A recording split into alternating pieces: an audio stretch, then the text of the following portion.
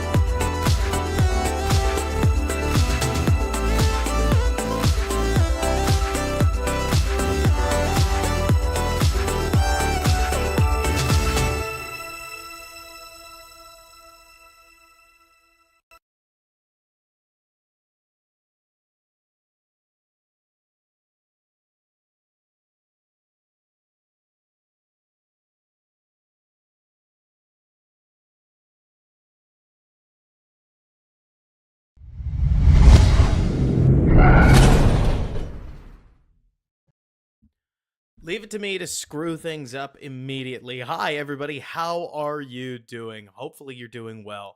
I certainly am. I'm really, really excited to dig into this as we get to take a trip into Shane Waldron's offense, and we get to do it in lieu of the Bears draft class. I feel like we've been putting this one off for a little while, and there's nothing wrong with that. I mean, it's great stuff that we get to do. I'm really excited about it because the first time we looked at Shane Waldron's offense, whenever we were talking about Geno Smith piping a throw or something, it would become an immediate argument about which rookie quarterback or which Bears quarterback was going to be the quarterback and how, oh man, Shane's going to get Justin doing this. Maybe he'll get Caleb doing this. Now we don't have to think about it that hard. Instead, we get to look at this through the lens of this is exactly the team that we're looking at. Let's go from there. Sean, how you doing? Chicago Fanatic, what's up? Ryan, how are you guys? Hopefully, if you did, Chicago Fanatic mentioned this. See, I did get the chance to go on CHGO's CHGO After Dark. Is that what they call it? I just know it's After Dark at this point. But so Greg and I got to spit. I may be able to hit what is it? Football Night in Chicago's digital show later this week. We'll see. Would be neat. But until then, we got some homework to do, don't we? So I have no idea how long this stream's gonna go. I know a lot of times I get hosed because I say this will be a tiny little stream, and then you look at the time code, it's like 6 hours long or something. I have no idea how long this one's going to be. We're still in the summer. But do I enjoy the crossover episodes? Absolutely, Ryan. I mean, to be really blunt, just because I think everybody knows this, I don't want to say something stupid, like I intentionally keep things small, but I'm authentic to a fault on this channel. There are going to be times where I could probably doll the content up one way or another or be authentic, but instead I'm going to show you so much film it's almost boring because I don't think we get clean answers when we take a look at 5 plays, right? When we take a look and diagnose 8 to 10 plays and put it in a nice little 20-minute to 50-minute video, I understand that stuff plays better on YouTube. It is less fun to me because I don't think we get as good an answer. And so these streams are pretty niche, and I know that. And if I had the time or the money in my bank account to do shorter content or more content, I promise you guys I would. One day I hope to, but for now, that's absolutely okay. That this is what it is, and I love that you guys love it. Because I do. I mean, truly, to me, to use an example, okay?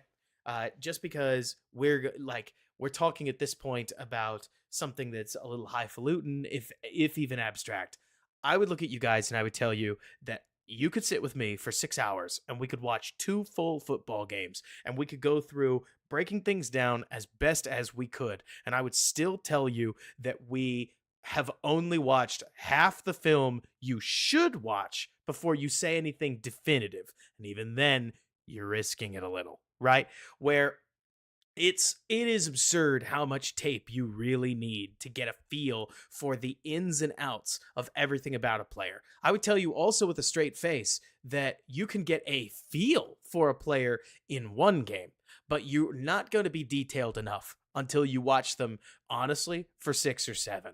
It's part of why you guys heard me get as animated as I did towards the end of 2024, because when people ask me questions about Fields, I remember I felt bad because I was sitting there like, I know this guy forwards and backwards. I've watched 9 college games and I've paired that with now 30 NFL games. If he does anything different in his 40th football appearance, I will be blown away, because that's just, you get used to these guys. I mean, you guys have seen it at this point. I promise I won't sit on this soapbox for very long, but you guys have seen it at this point. I bet you any of these, the 35 that I've got in this chat that have watched this channel consistently, I bet you guys could tell me what Jalen Johnson does, what Jalen Johnson doesn't do. I bet you've got a great picture already of what Montez Sweat does and what he doesn't do. I bet you could speak well to how DJ Moore wins. What does Darnell Mooney do? What does Darnell Mooney not do? And everything in between, because we're spending the time granularly going through how these players win, how they don't, what the play calls are, where they're winning, and that's the point. It's all the minutia. I think the minutia always matters. And Jim Standis, I'm right there with you. Those are our kings. Add in some nice role players like what I hope Tyreek Stevenson can be. It would be awesome if Gervon Dexter could find an extra gear. Maybe Austin Booker can become a fun little utility pass rusher or like a third down threat. Add in the fact that I think Brisker is getting better and better at the line of scrimmage. Still don't really love him in deep coverage, but not every safety has to be a deep coverage genius. And that is me trying to grow and learn. If you can be at least a little instinctive in the lurk role and you can play well at the line of scrimmage, you'll have some value. But that's it, Jim. I forgot it's June, baby. What do we do in June? All gas. All gas is what we do. But and I hear you, Blue Dragon. It's worth mentioning that you mentioned so Blue Dragon Goonies here says strong safety is not deep coverage safety. That's why you got a free safety. I'll tell you, Blue Dragon Goonies, I believe that Madden and other football like listings they're still using an archaic method. Normally what I see a lot of right now is the BS, the boundary safety, and the FS, the field safety, right? And so what you get is one safety that's playing in the short side and one safety that's playing in the longer side. In quarter half, this is which safety is playing the half field and which safety is playing quarters, right? Or in cover 2, a lot of times you're still going to have the ball on one of your hashes, and so the boundary safety is going to play on the side that the hash is on, and then the field safety is going to play on the more open side. You especially see this in college ball, but this matters because most of the time you don't have one guy in the box and one guy up top. A lot of defenses like to rotate the two so that they're not explicitly telegraphing what they're doing defensively.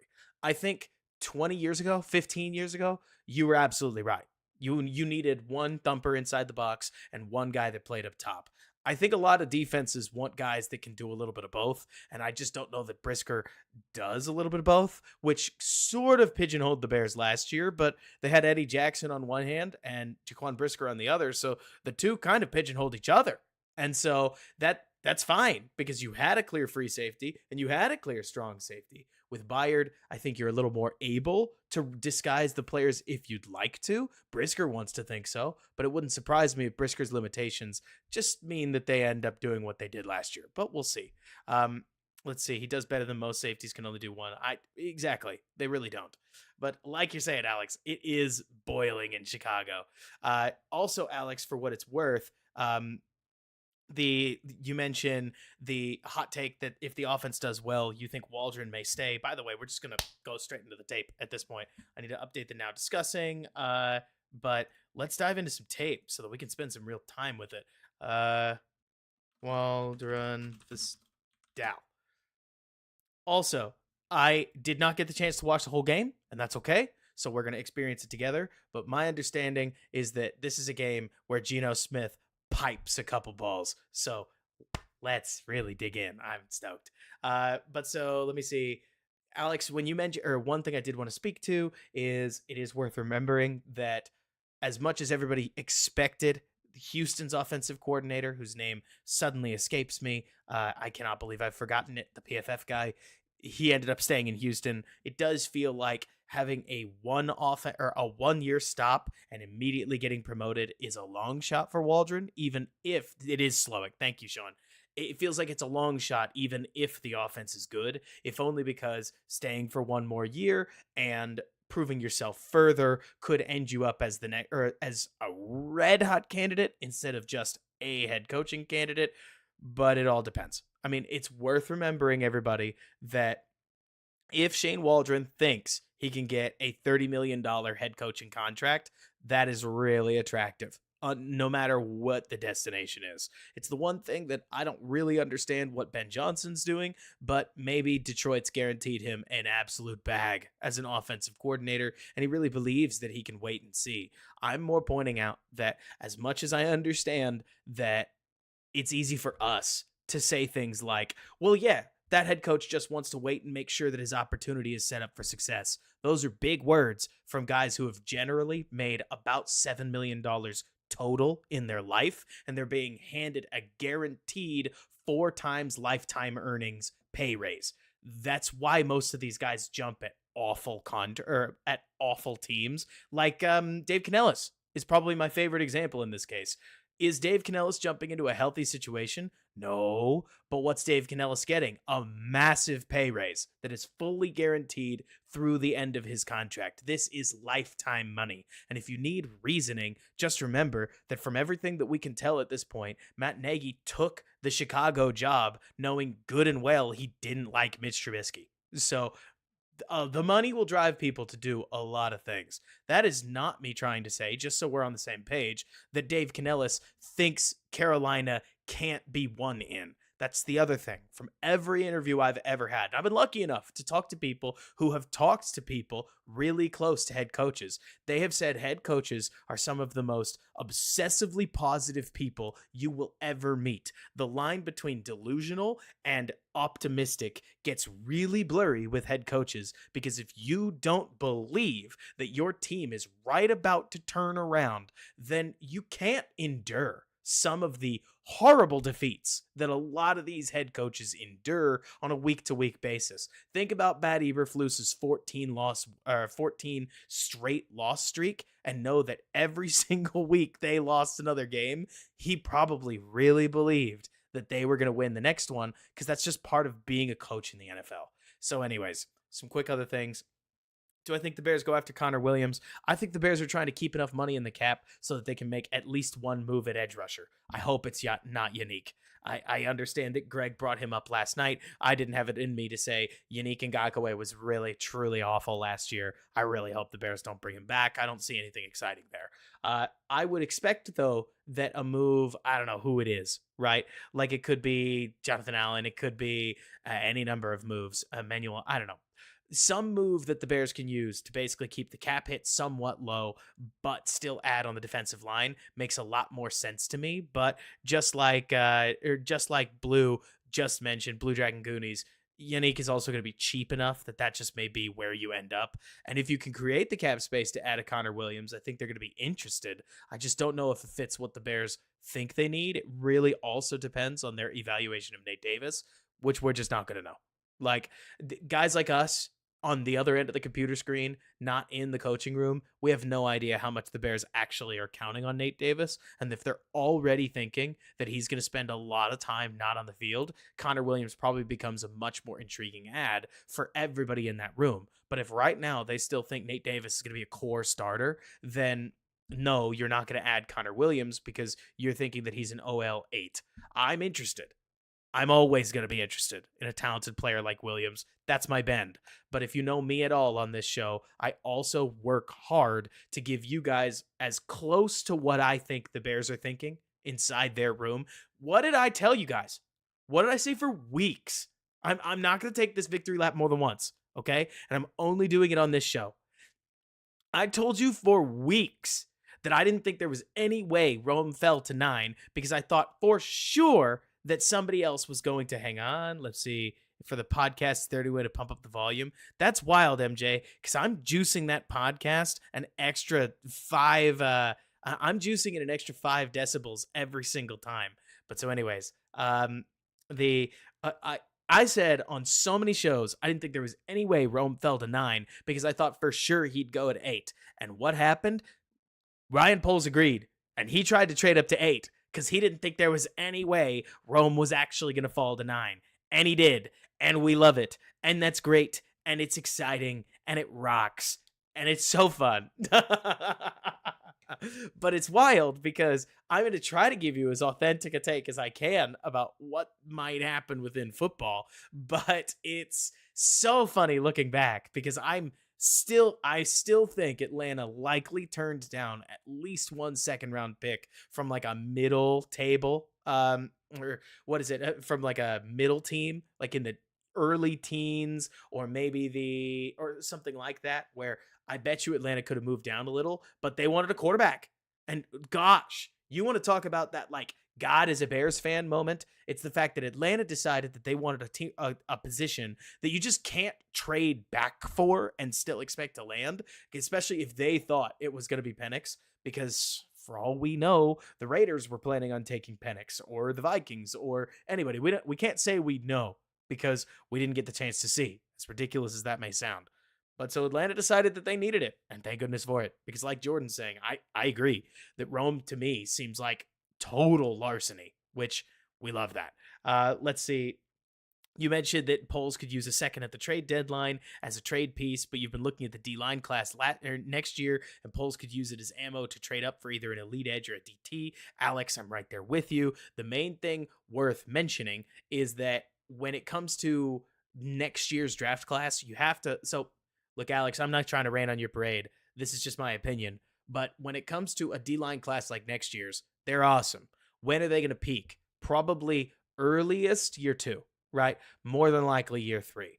Could the Bears win a Super Bowl in that D-line in next year's D lineman's 3rd year? They could, but the window seems like it's accelerating with players like DJ Moore at that point. That would be what, 30, 31? And then, of course, you're going to have like prime Rome Odunze, but you're also going to have already paid Darnell Wright. You're going to have already paid Braxton Jones or figured out his replacement. It's not to say that the team in 3 years is set up to be poor. That's not the case, right? I like where the Bears are headed within all of this. It's more to say that the D lineman doesn't just come out of the box great.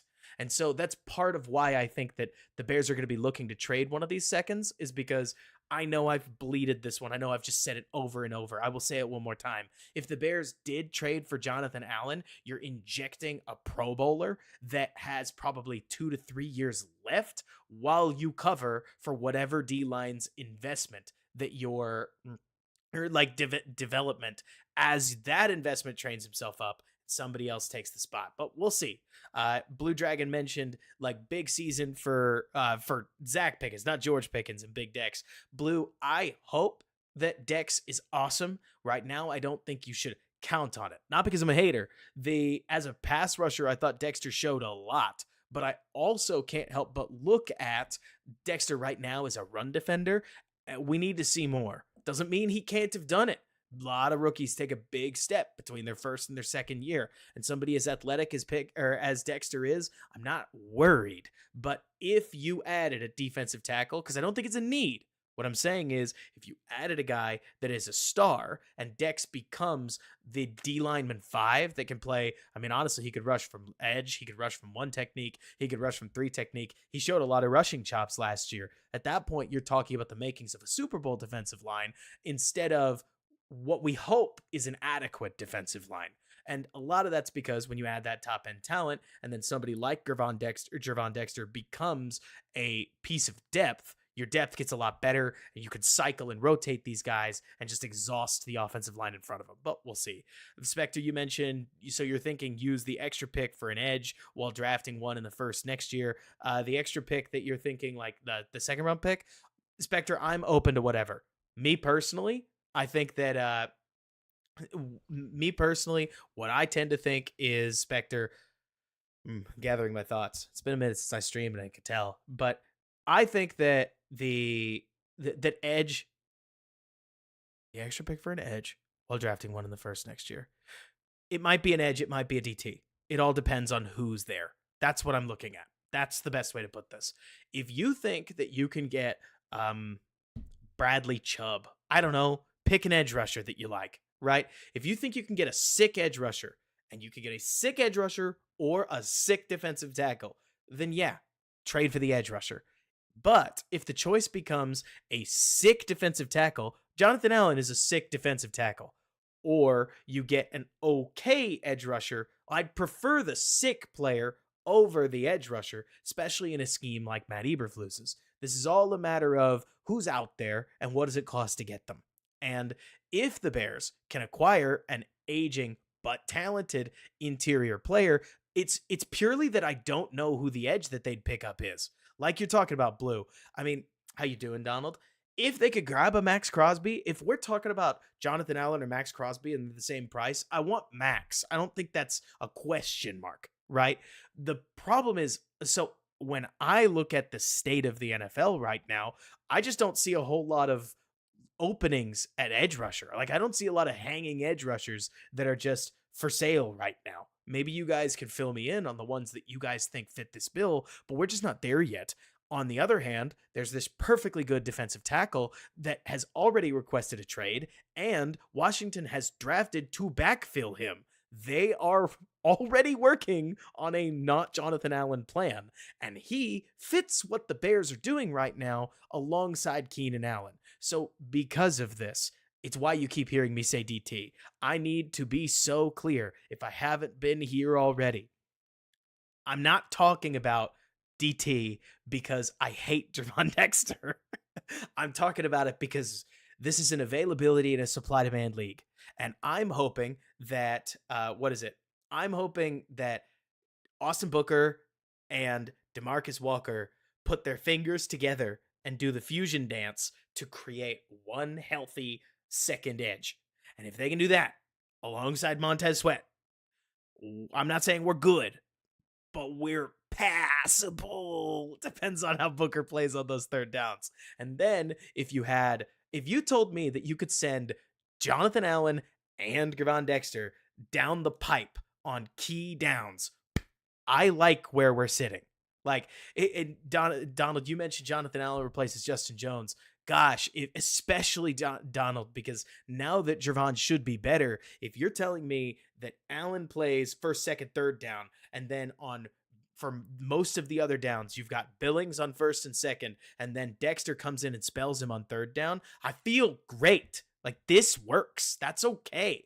Like Specter's saying, you still have to wiggle around what's going to happen if Billings goes down, but at least you've got some talent on the D-line that you can bump around and change what they're doing, as opposed to right now where you need everybody to stay healthy and you need specifically Dexter to take a healthy step forward, or you don't really have a dangerous 3-tech on the roster. Not that Justin Jones was crazy dangerous either, but his ability to eat snaps was really helpful. Now, somebody mentioned Trey Hendrickson. Alex, I actually really love the idea of trading for Trey Hendrickson. I don't think the Bengals do. Like, I don't think the Bengals are going to trade Hendrickson. I think the Bengals, look, this is just my opinion, are treating this next year as their all-in year, right? Ironic that we're going to watch Cowboys game and we're using the phrase all-in for another team. But if I had to guess, they are going to keep Higgins right where he is. They're going to keep Hendrickson right where he is. And they're going to send everybody all across the league after this year. But for this year, they're keeping the whole group together. And what do I think about trading for Hendrickson after this season? Well, it's a lot less exciting, to be honest. I mean, this is the same idea as when we talked about everybody. We've talked about a bunch of different deals that fall into this. It's sick if you get him now.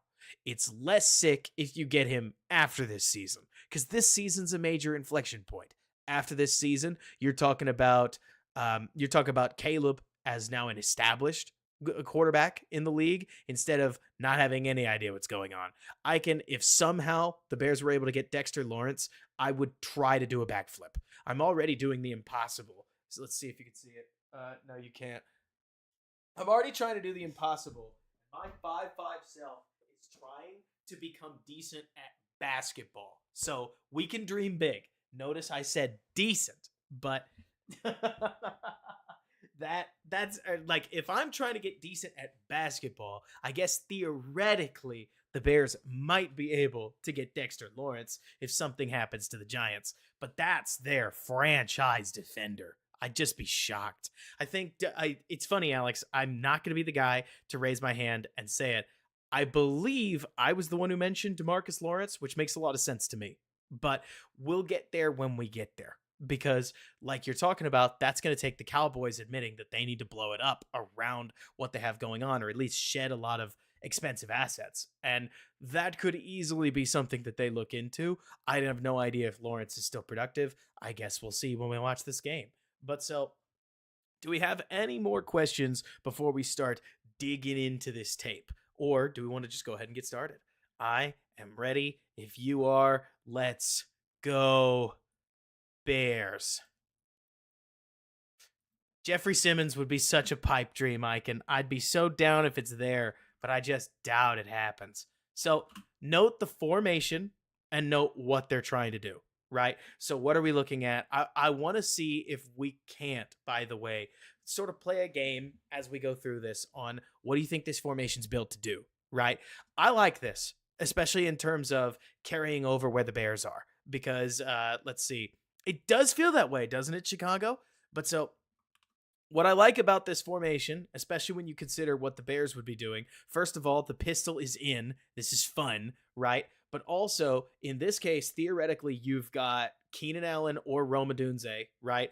So you've got, can use numbers. You've got 13 or 15, and then here you've got, uh, and then on this side, you've got 87. And is Everett still 5? Is he wearing 7? Do we know what his number is? Somebody will tell me. I trust you guys. But so Everett. So you've got a decent chunk of threats on the field, plus Swift, whose number somebody else can also tell me. But what does this formation let you do? Right? From this formation, you can run, you can throw. If you throw, you're going to be able to utilize some kind of half field pattern for two of your best receivers. It gives one of your receivers a chance to rest. And if you take a look at the way Waldron actually tries to use this thing, they also get a first play RPO out of it that I think is awfully fun, right? So Swift is 4, Everett 14. Thank you, fellas. So we're going to see what looks to me like an inside zone RPO. And if the Cowboys reacted differently, instead they send 3-on-2 right here, which makes it a give read and a clear give read. Instead, you get a decent little run gain. It's nothing too crazy. If we keep our feet, we get even more. But I like, because we're talking about play calling, the ability for the Bears in theory to use a similar formation to threaten two of their best players and still get an extremely easy pass if you want one, or you get a nice little, I wouldn't call it a run chunk. You're not always going to get run chunks out of a formation like this, but you've got access to a run play if you don't like it. It's a solid little first down play, right? Nothing too crazy, but a good way to use 12 personnel to set up something easy. From a blocking leverage perspective, I also love it when you take advantage of wide splits like this.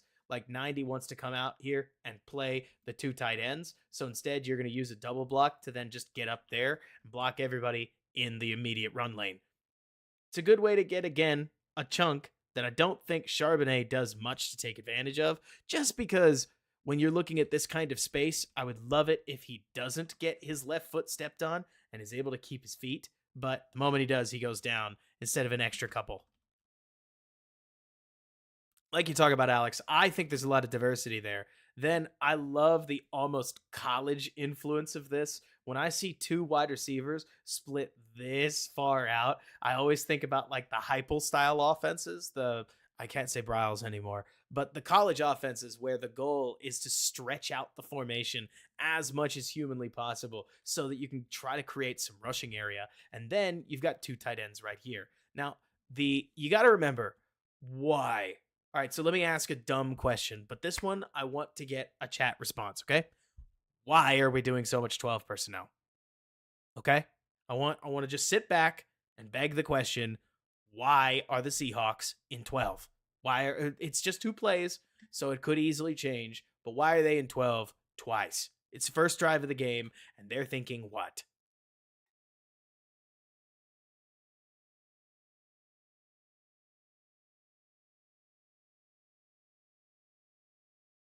Everybody's right. The O-line is bad, and the Cowboys are really good. Let's see, Travis, you mentioned it looks like it's a run the whole way. It doesn't look like the QB is keying on the safety or the number one. So, in my opinion, now granted, it's possible. I won't go back. I'll just tell you what I'm thinking. It's possible that it looks like that it's a run the whole way. It's always possible. I'm never going to pretend that I am the all-seeing eye.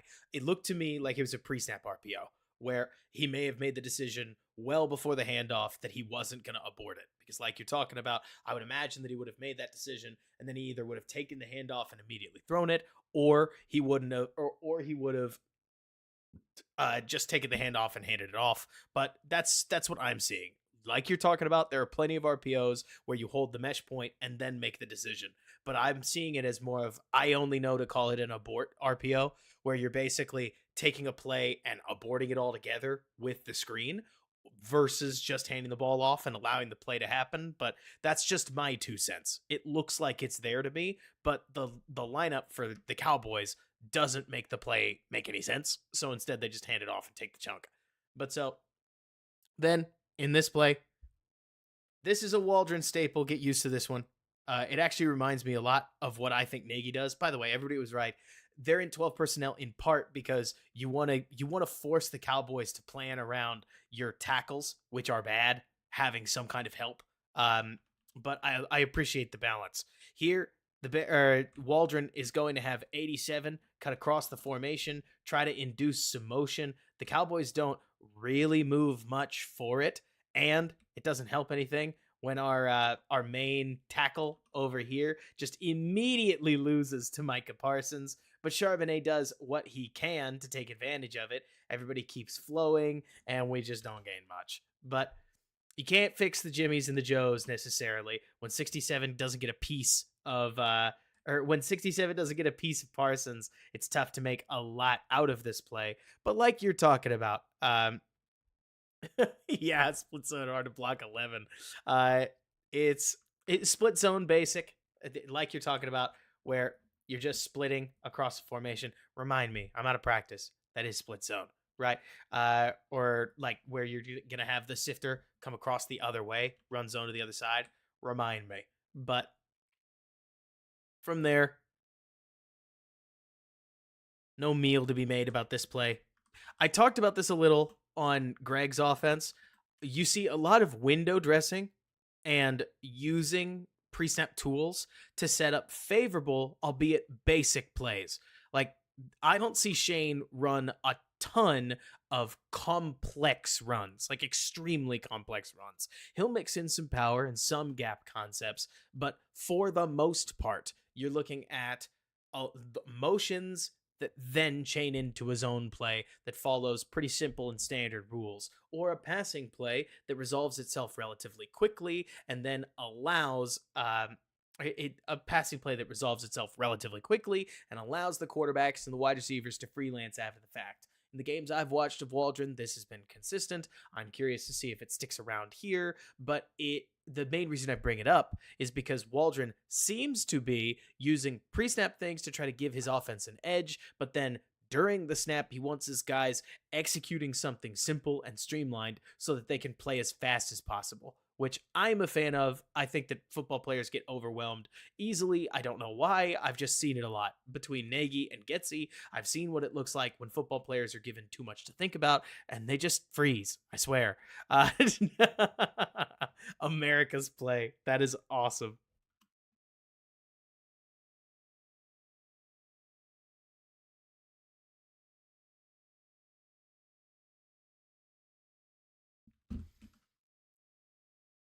Looks like they induce an offsides. Go Seahawks. But it makes us lose it means we lose an empty set. Oh, I kind of like this little yo-yo. There's nothing too crazy about it, but it's a quick little man cue, right? Like as you're taking Dallas here and you're kicking him out and letting him follow, you're seeing how 14's going to react. And this kind of movement would tell me that it looks like we're in man. And if you go all the way back to the pre-snap, this is such a base man setup that you don't need too much queuing, but it's always nice to confirm that you're not getting disguised on. Helps when they jump off sides. We love that. But as far as an offensive setup goes, I love the fact that what I see pretty consistent in Shane's offense is that this position right here is fed info all the time. I'm curious to see how Caleb's going to react, but I see all kinds of info delivered on a play-to-play basis to the offensive line and the quarterback. And that's, I think, what makes a lot of offenses good. It's not always anything beyond letting your Jimmies and Joes get some kind of an advantage as you attempt to execute things that are relatively simple. So let me quickly take a look at the down and distance. Oh, we jumped. It's a false start. So 3rd and 9. I know, right, Jordan? But so now we're doing something similar, and the Cowboys are looking like they're just going to play quarters against us. 3rd and 9. What do we got? Oh, we're just going to pipe it. Okay. Sure. Right? When it works, it works. What's the play call? This would be the DJ Moore. When I look at a play like this, I see this one getting thrown to DJ. Maybe late in the season, it'll be Rome. But just let DK go beat guys in space.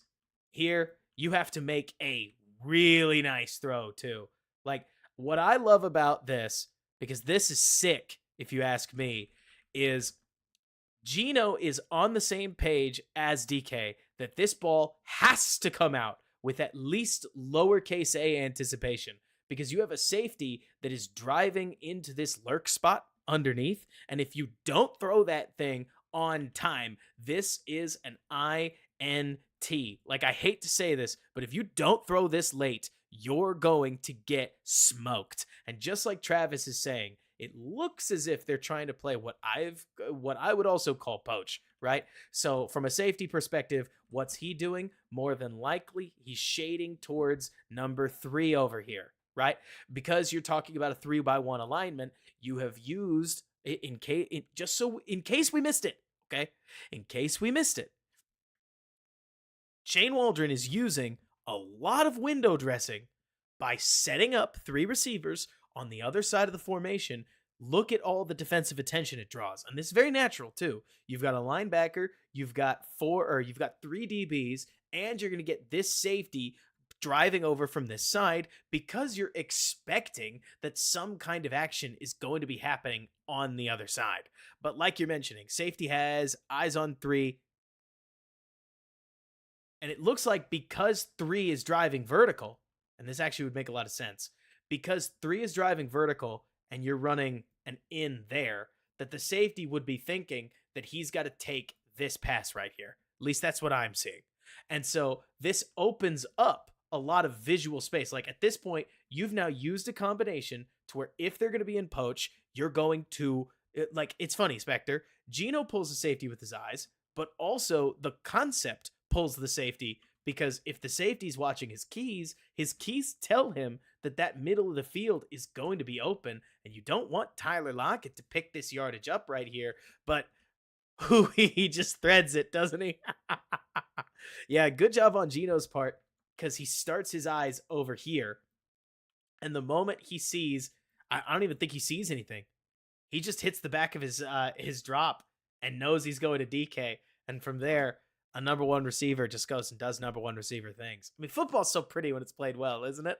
Somebody mentioned that it's also a sweet sack.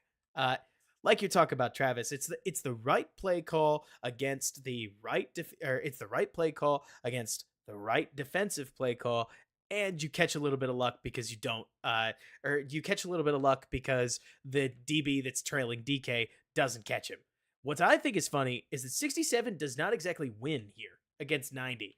Like, this isn't some huge win for the tackle, but we see Geno just stand in and make a threader of a throw. That's not an easy catch either. Like, both hands, just snap the ball, pull it in, 14's gone.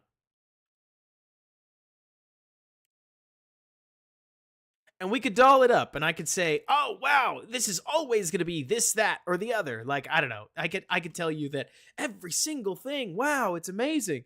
It's not all amazing. This is what I'm talking about, where the play allows Geno a lot of options. If Geno wants to, the combination right here is okay. I mean, you've got Tyler Lockett on an inbreaker with a solid little decoy. This is okay by me.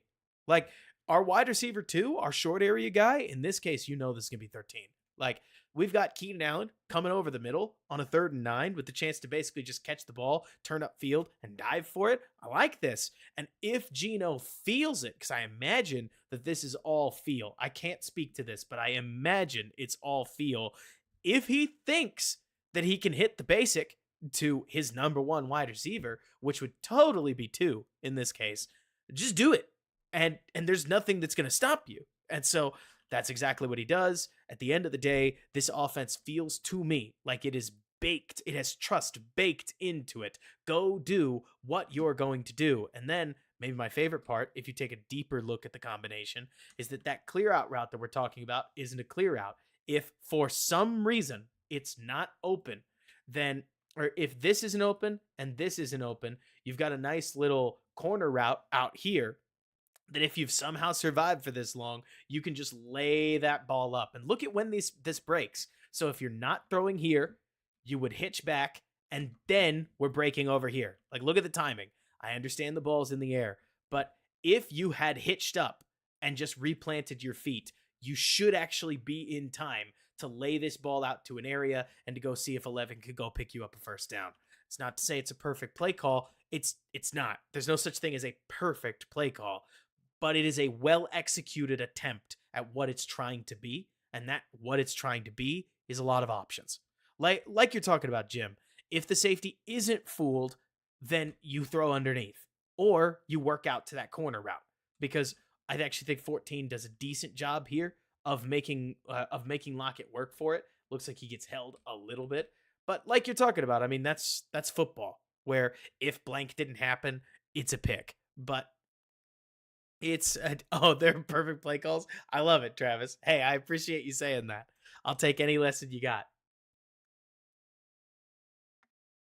Man, look at how clean this drop back is too.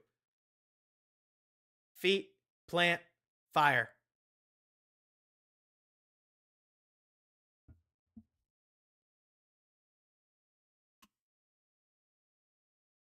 Man, what are we?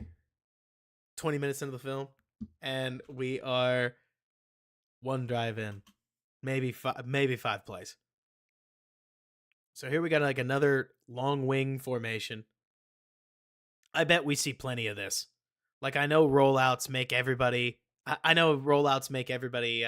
laugh and roll their eyes a little bit, but some basic stuff just like this, where you've got Geno opening from the right side with a full turn.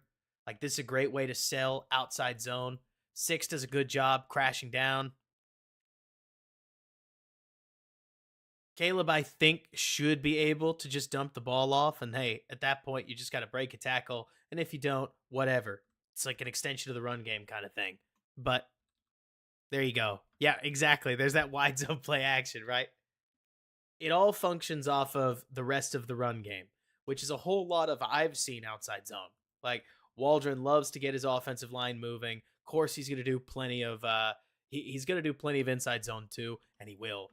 But like you're saying, Travis, I see it's the bread and butter of how you build an NFL play action game. A bunch of these spread zone concepts and Shanahan style stuff. I like the little windback action that we have here, but I kind of just get unnecessarily excited about windbacks. I think it's one of the rare misdirections that actually works in most cases. But here it looks like Lockett gets a little bit hung up by 89. Not that it really makes a difference, because kudos to 14. That's Diggs, right? No way. Diggs is hurt in 23. Who is it? Bell. I have no idea who that is, but he made a nice play on Lockett just a little while ago. I'm ashamed to admit I don't know who Bell is. Marquise Bell, because he had a nice play on third down, locking up Lockett, and there, a nice play on Lockett in space. But let's see what happens here. So Shane will do this, and I bet he's going to do it in Chicago too, where he will start the formation in some unnecessarily kooky look. Like, here you've got, what is that? I think it's Lockett. Like, Lockett's going to sit in the standard halfback spot, and then he's going to kick out to a trip set so that you get a look at so that Geno gets a look at how the defense is going to adjust to it. Here you're going to see that they're going to drive from a 2-high look into a 1-high look in direct response to that. 1-high just changes the options of what the coverage is going to be. Maybe it's man, maybe it's not, but either way, they run a screen into it and they pick up a penalty. What is it, a false start? Or is it that he didn't set for long enough? Oh, it's probably just an illegal procedure that they didn't set for long enough or something. But like you're saying, Jordan, it's a matter of whether you think it's too cute or whether you think it's just good. But yeah, Austin, everybody's dead. It is what it is. That's not Lockett. That's 11. It's on me. But this is one part of Waldron's game that I think was always obviously geared much more towards Caleb. Is when you're talking about a very fast or a quarterback with an exceptionally quick release, the ability to just set your feet and rifle the ball out and let guys go make a play like JSN over here is just this is going to be done. Like this is a great example, I think, of everybody. Oh, is it? Not quite. But so this is a great example of where I think the Bears are going to try to get DJ with 13 and 15 blocking for him, or maybe at some points it'll be 15 with 2 and 13 blocking for him, but we'll see.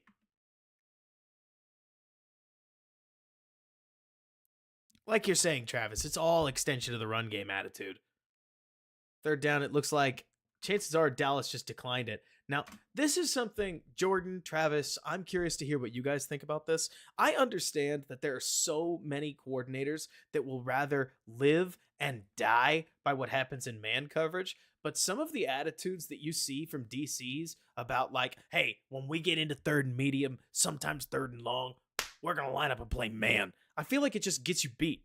Chuck Pagano got housed on third downs in 2019. Yes, I'm still mad about it because he played man almost every single third down. And shocker, some of the Bears corners were not better than the Packers or Lions or Vikings across from them. In this case, I feel like playing man against the Seahawks is kind of just giving it away a little bit. I mean, why do you want him in man coverage with all this space? Why do you want to give Tyler Lockett a decent advantage? Why do you want to let JSN win in man coverage? I'm not trying to say it's 100% for the Seahawks or something like that, but this feels like you're allowing the Seahawks to beat one person instead of forcing Gino to diagnose. But I don't know. Like you're talking about, Jordan. You do have to have the horses for it. I'm right there with you if you have the horses for it. I'm not even trying to go too crazy on the Bears here, but at least when you're talking about physical corners, the Bears had the corners to do it. But when Dallas does it, there is this part of me that's like, what are we doing? But like you're saying, Travis, it's probably just a pressure package. It doesn't work. Now, we got a flag over here. What did they call? I'm curious. But oh my gosh, two's just non-competitive. Lockett just ran right past him and in a wide open space. I wonder what they called. Oh, they probably called offsides, right? Because we got that jump right there. Yeah, that's totally what they're flagging. But yeah, I don't know what technique or what you mentioned technique, Travis. I don't know what the defender is doing. I get that he's playing deny inside, but this is when you play man coverage like this. Hey, I'm glad we're talking about Cowboys defenders just because we've talked about this a lot with the Bears, but not all defenders play every rep well. And here, two obviously thinks that Lockett is going to attack him inside. And when he doesn't, he so gives up the outside and is so uncompetitive. This is, in my opinion, where I think, oh, I'm sorry, Travis, because I think two at this point needs to make sure he gets physically engaged with Lockett. But I don't know. I'm a pretty physical DB thinker. And like you're saying, Jim, that is a sweet catch. Like Lockett snow cones that ball really nicely. But yeah, two gives up way too much in this case. Just because the moment you play deny inside and the guy doesn't go inside, you just gave an NFL catch away. And yeah, Gino's going to find it. The Seahawks are going to pick it up. It's too easy. On the other side, now I want to see what they do as far as pass pro goes. Is Fant chipping? No, of course not.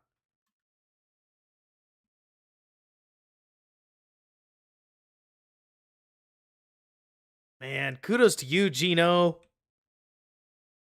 Like, look at 67 over here. 67 gets beat. Like, it's so funny, Jim. You talk about him not getting trounced. I don't know. He gets beat pretty bad, but Gino just hangs in there and rips this ball. Man, like, we're not talking about too much of a base or follow through, but we piped this thing. I think Gino gets really underrated. I agree with you, James. How you doing, Khalid? I don't know that he does, Josh. If only because I just don't know that Rome. I have no idea if Rome houses it. It's a hard catch to make and something that usually a lot of guys are going to go to ground for. But his windup definitely looks a lot longer than I think his release feels. But maybe it's just because he's doing enough with his anticipation to make up for it. What is this? Just zone? Yeah, looks like just inside zone. No window dressing, no nothing. I guess you'd need to have a decent amount of plays. I'm not trying to be stupid. I'm really just thinking through it. Like as we go. But I'm sure you need to have some plays where everybody just executes a basic assignment with no window dressing so that you could try to catch the defense waiting for the window dressing, but this is where I've never coached. You can't do motion every single play. Oh, they did do motion. See, this is exactly why. It's exactly why I check it out. We start DK in the backfield. We catch them shifting, and then we run inside zone.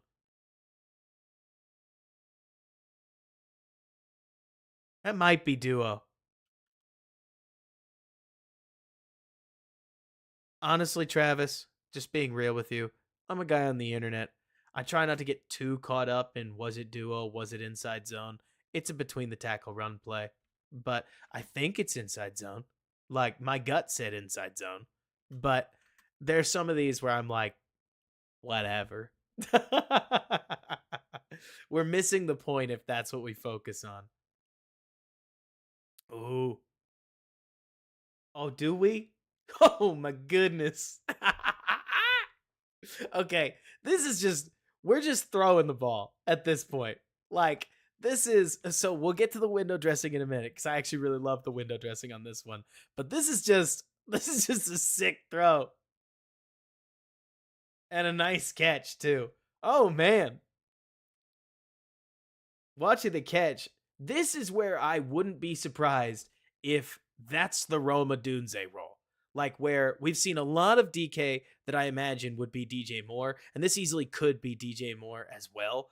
But look at DK wait to flash the hands. I know it's so simple, but like check out Bland. 26 is running with him, but 26 has every ability to get the hands involved. He just doesn't because we get those beautiful late hands. Like DK doesn't show the hands until the absolute last moment, and then all Bland can do is just push him out of bounds.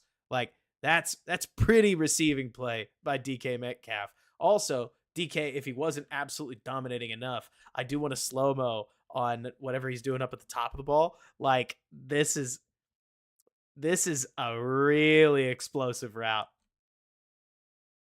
Like yeah, you get the option step, but that quick little burst up field, and he's by him. Ooh, that is nice. But so, like you're talking about, Jim, I have no idea what his stat line was, but he's going crazy. Uh, what I like about this play is you've got.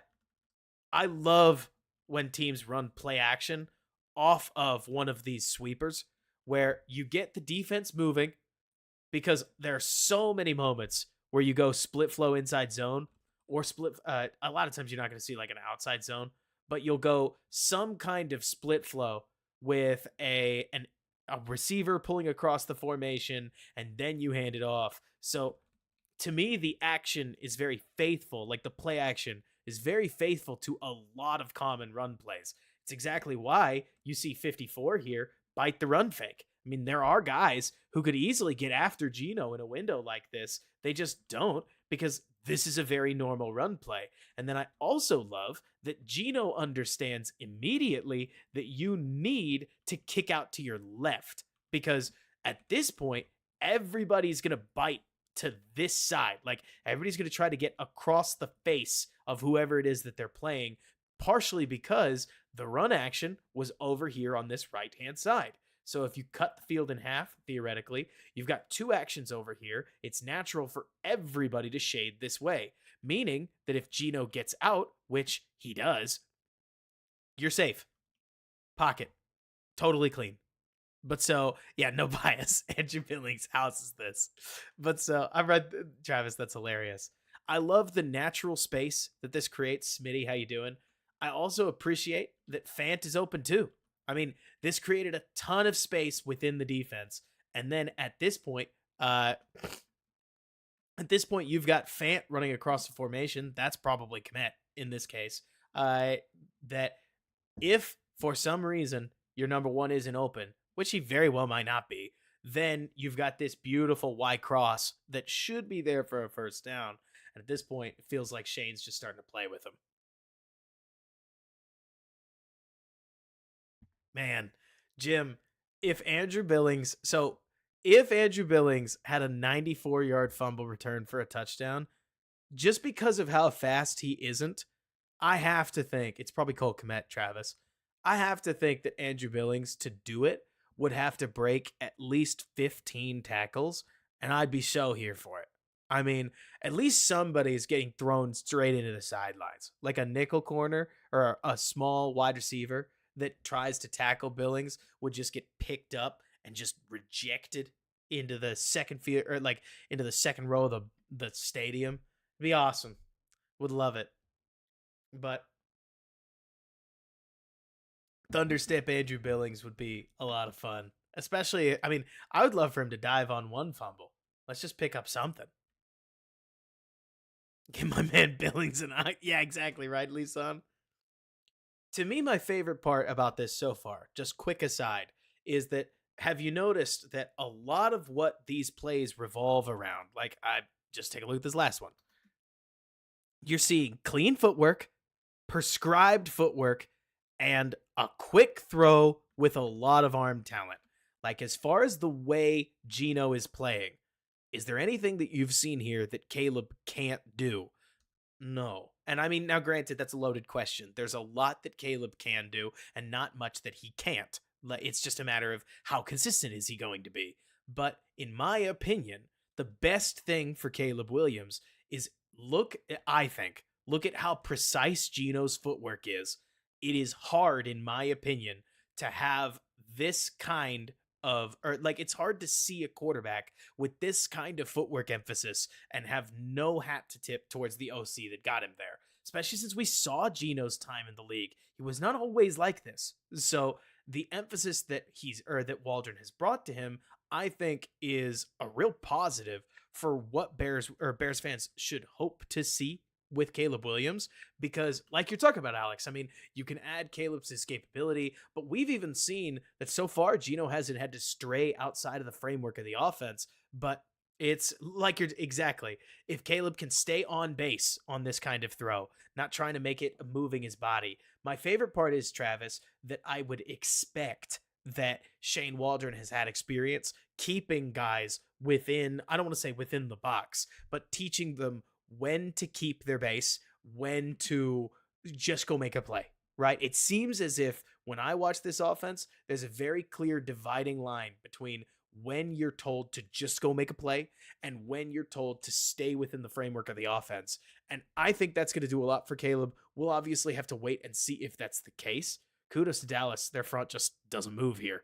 But you need these. I mean, Travis has done a great job talking about it at this point because I think it's core. But part of why Waldron continues to hit the Cowboys over the head with these, in this case, it looks like another inside zone runs on first down, is because it's setting up the play actions that Seattle hasn't missed with yet. I mean, it's so funny how I think easy it is to forget that not every run play needs to be successful to have been successful. A lot of it is showing formations that you're then going to go back to, that you're trying to get them thinking, hey, we're going to run ball. We're going to run the ball. Oh, no, we're not. We're throwing the ball. It's so funny how play calling works. It really is a play-to-play. It's a play-to-play like card game almost, where sometimes, yeah, chess is another good idea or good one of it, where some of your moves are, yeah, you'd love it if they popped for 10 yards, but it's not, if it doesn't, the fact that you called it is half of it. Yeah, exactly. Setting them up. And everything does seem like it's blending really well together, I think, because then on 2nd and 11, they're going to run the ball again. Here, you're running it directly at your sift. I appreciate the fact that we're in drive two,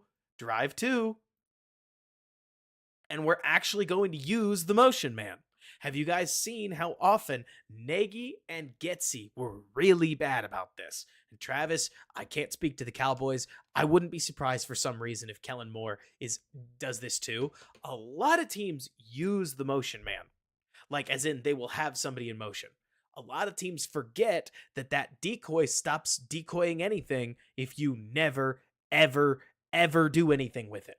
Sometimes you have to run a play towards the motion man, or it loses its flavor. And here, they're going to have Fant try to kick out what is otherwise and it's actually kind of a funny zone because it looks like it's supposed to look like inside zone up here, but then everybody just fades out the other way. But all the same, they're going to try to kick out 90. Fant does what he can. 70 loses. Kudos to this, that one technique. He does a great job defending that gap. And good on Charbonnet for falling forward. We need that.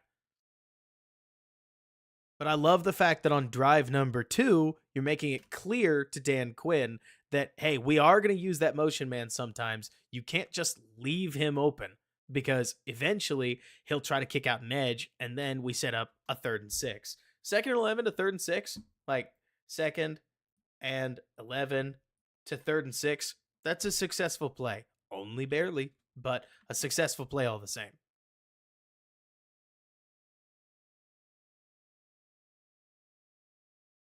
So let's see. We got Metcalf coming across the formation.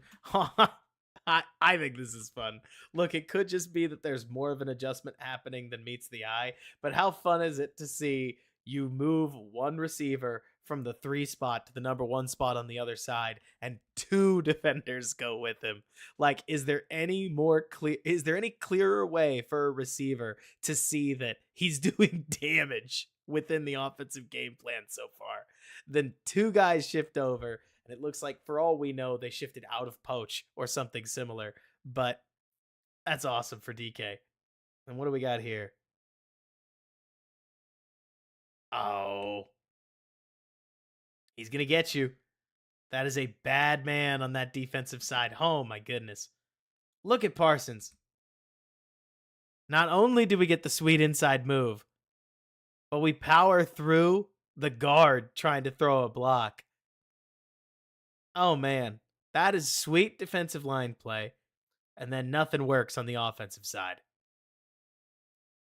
It looks to me, watching the play a couple times, like Lockett is trying to set up something to beat number 2. But let's see. Like, Lockett looks like he's running some kind of an option route, and then he may just get lost in the sauce.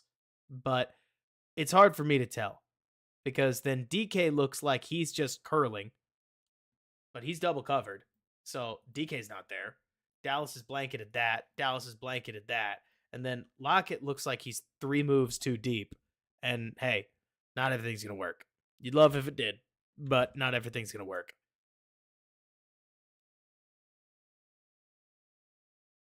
Oh, yeah.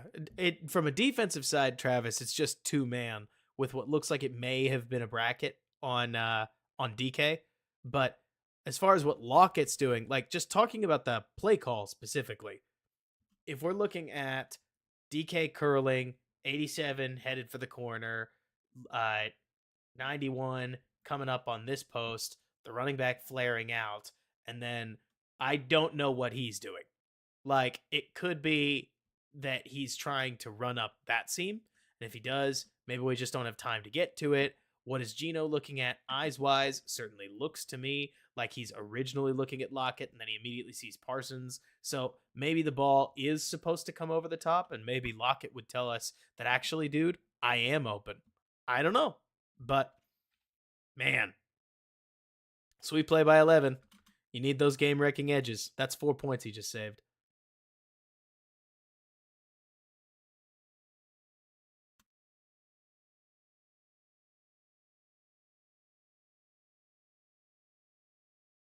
Oh, did we not? Oh, boy. I don't think we hit the field goal. Like, I don't think we punted, but we didn't get the field goal. So now we're down 10. Plenty of time. You're not in, an extreme scenario yet. Ooh, that's pretty. So again, we're going to use the motion, man. And look at this. We've overloaded him, and now nobody's on Fant. This is a bust, as I see it. Again, this is where the linebacker may not tell us it's a bust, but there's not enough guys covering what Dallas is looking to do and what the Seahawks are doing with a curl route right here and a flare route that's out. Because if it is Tampa, I would anticipate that this guy's got to get out and that this back. No, they just overloaded it. I mean, good for the Seahawks.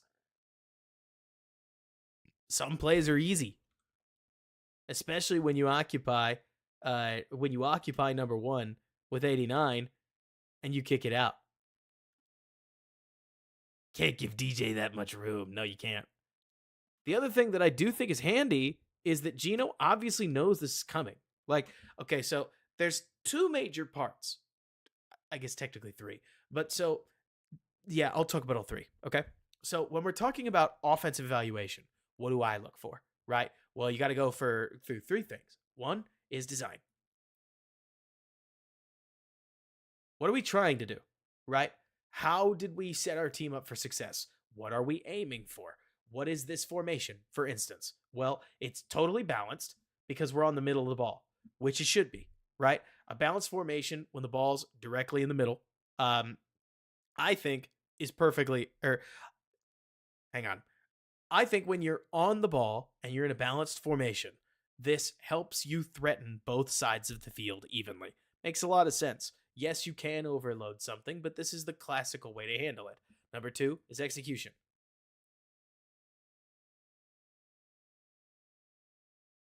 So this sounds a lot easier and a lot simpler than I think it is to evaluate. We have the design. We have the intended idea of what the players are trying to do. Did they do it?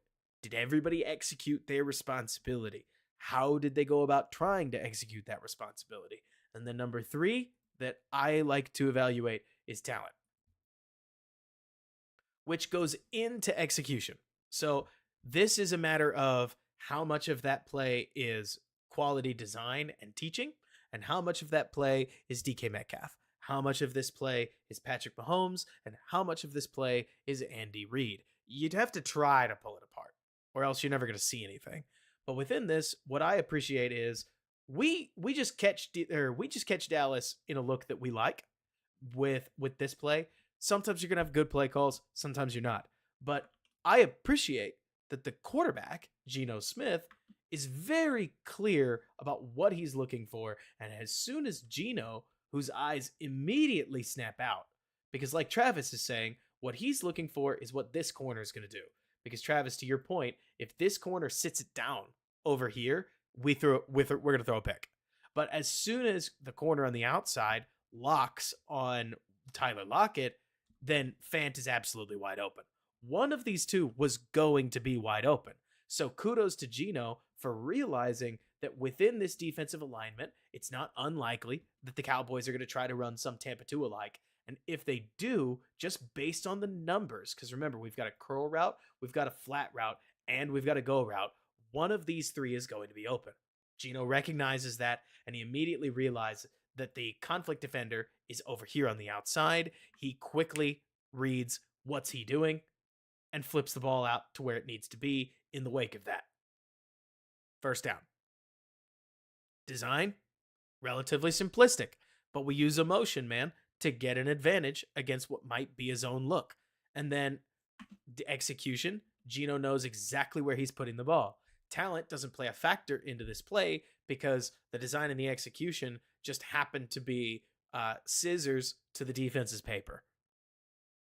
Yeah, Travis, I was thinking the same thing. From a defensive perspective, they definitely don't take this away in terms of just schematically like adjusting their zones. But I don't know, when I see those main three linebackers as close as they were in a formation like that, I don't know what they were thinking they were going to do in the hashes, but like you're talking about, maybe he was trying to do both, Travis, and trying to pass it.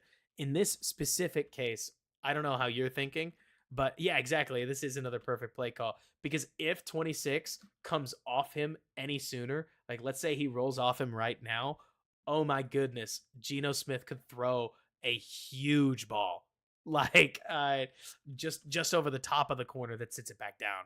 But like you're saying, Jordan, um, I would have, let's see, the vertical responsibility. Jordan, I was wondering about that. Like if the mic should have kicked over and basically they bumped the coverage out. But I've seen a lot of Tampa 2s try to handle this where this guy only takes anything that enters that zone, but it's not great zone coverage. What teams did Drew Lock about or play Khalid? So that's a shockingly boring game against the Eagles. I've tried to watch that game. It is mostly running the ball.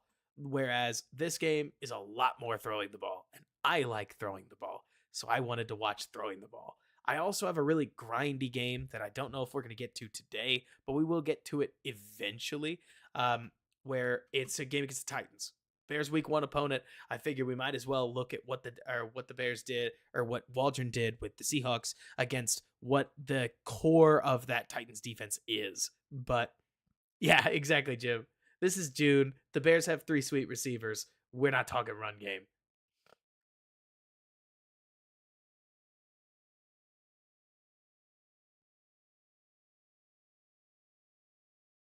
I like that, Travis. Not to mention, it's just my opinion. Okay, Travis, I'm talking to you more than I am the rest of the group, because and at this point we're talking about the Cowboys. I am not super bummed to see Dan Quinn go. Like, as somebody who lives in Dallas, if it wasn't clear, Travis, I live here. This is my other team. But so within that, I have constantly felt like Dan Quinn takes an extremely talented defensive unit in Dallas and turns in a pretty meh performance.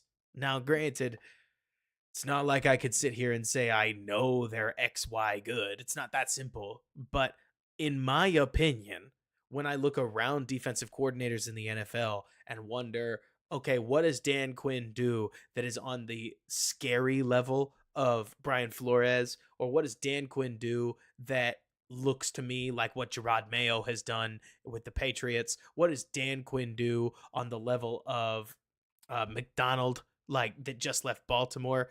I don't think it's anything. I mean, now that I'm not trying to hate on your team, I'm actually trying to prop up the Cowboys. I think the Cowboys D line is awesome. I think the Cowboys have a better group of DBs than they've shown because I do think a lot of their landmarks and the way that they're supposed to come off those are just bad. Like that's how I think. I also like Zimmer. Like I think Zimmer's sweet. I think a lot of Zimmer's ideas have been pretty awesome, especially when they've been implemented the way that they have over time. But that's just my 2 cents. Seeing Quinn go from Dallas doesn't bug me like I've heard a lot of people talk about. But like you're talking about, let's see, you expect success just due. Yes, Jordan, that I agree. I agree.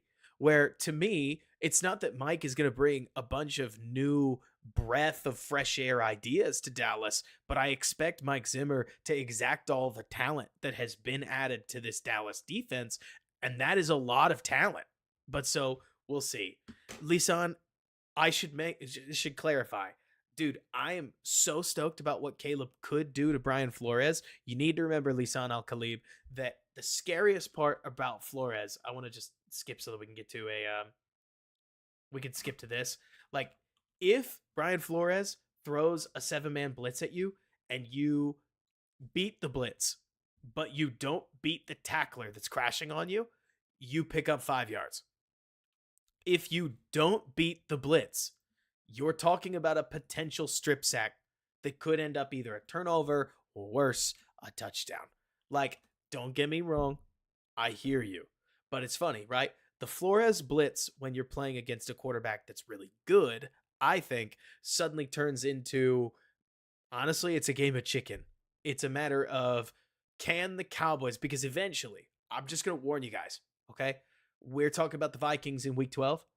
There are going to be at least a couple plays where Caleb Williams is going to realize that he's got, let's say he's got a tight end right here. So then Flores is going to bring one, two, three, four, five, six, and then one more over here. 7, right?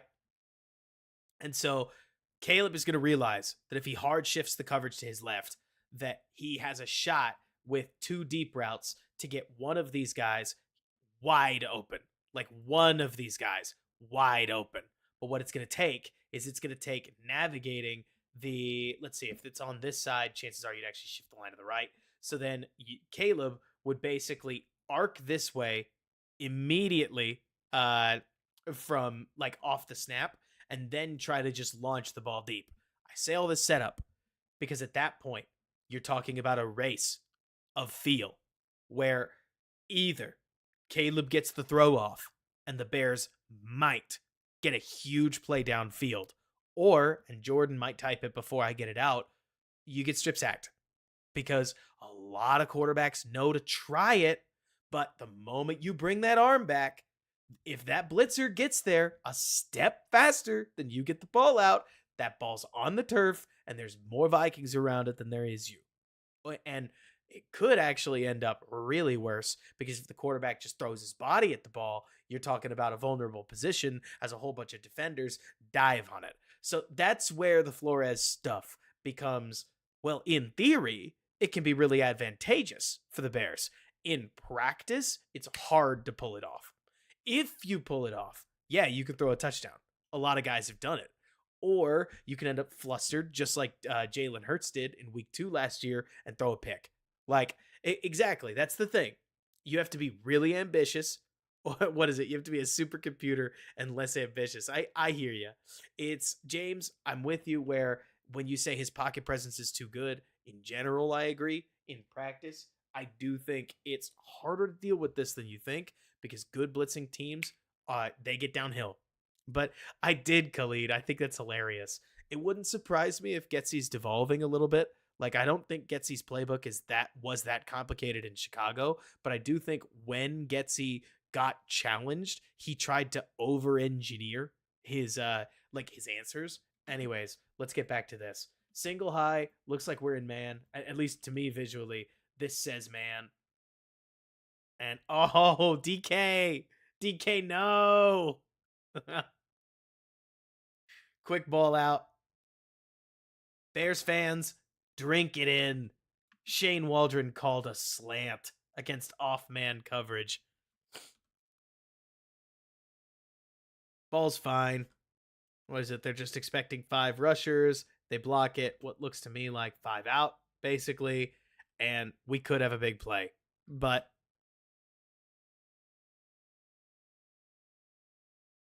the whole player. Let me see. The whole player like him?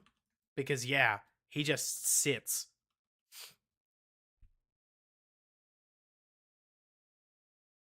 Honestly, that is one where, like, what's he thinking? QB spy? Like, Gino sets up out here. That is as close to wide open as you're going to get. Mostly because we don't close that at all. It really is, James. I mean, seriously, Travis, I'm laughing about it, but like one plays this like he's spying. Does he think he's taking something away? And I'm right there with you, Jim. Hey, one other thing that I do think is healthy, really healthy, about getting to watch some Geno is we're gonna see moments where Caleb is gonna place the ball in poor locations. Like, it's a great reminder that even NFL QBs on a good day are going to throw incompletions. Take a breath.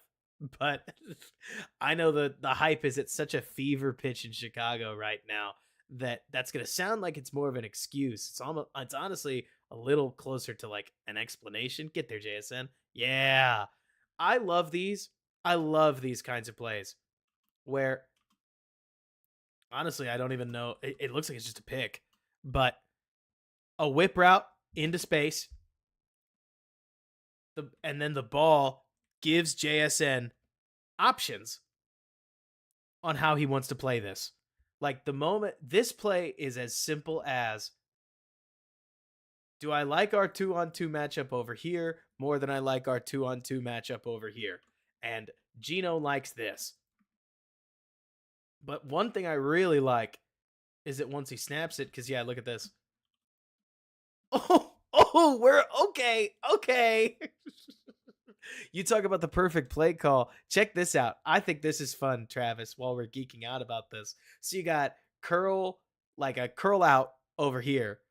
So what? I guess not totally similar, or not totally dissimilar to Smash, but because it may be Smash outright.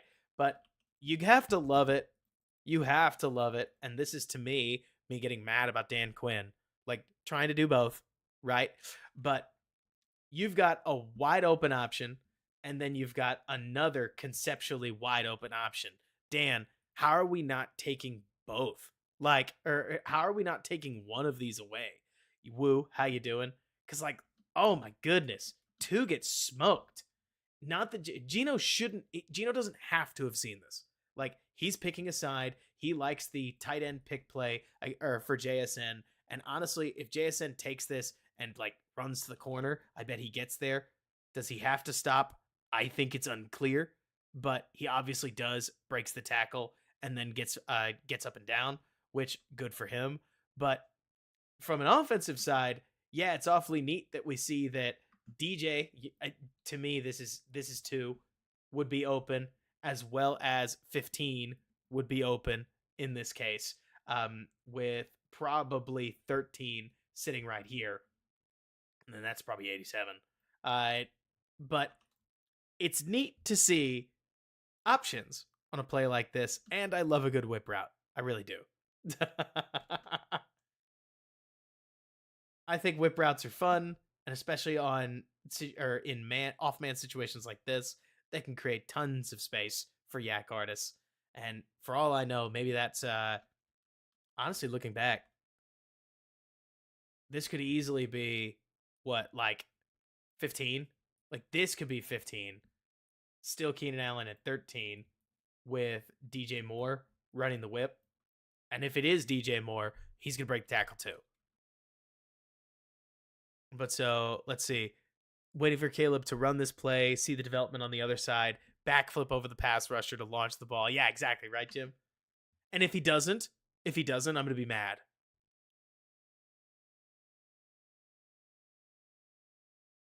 I do feel like we're seeing a lot of that, Jim, where it's like people getting so excited that then they honestly, like, they raise their expectations to something ridiculous. What are we doing with Parsons in the middle? We got to drop him into coverage? Or are we just going to rush him over the center? I mean, it almost works. So, somebody asked earlier, what do I like? What do I dislike about Shane Waldron's offense? So, I like a lot of the general themes. I mean, I do think that when you ask,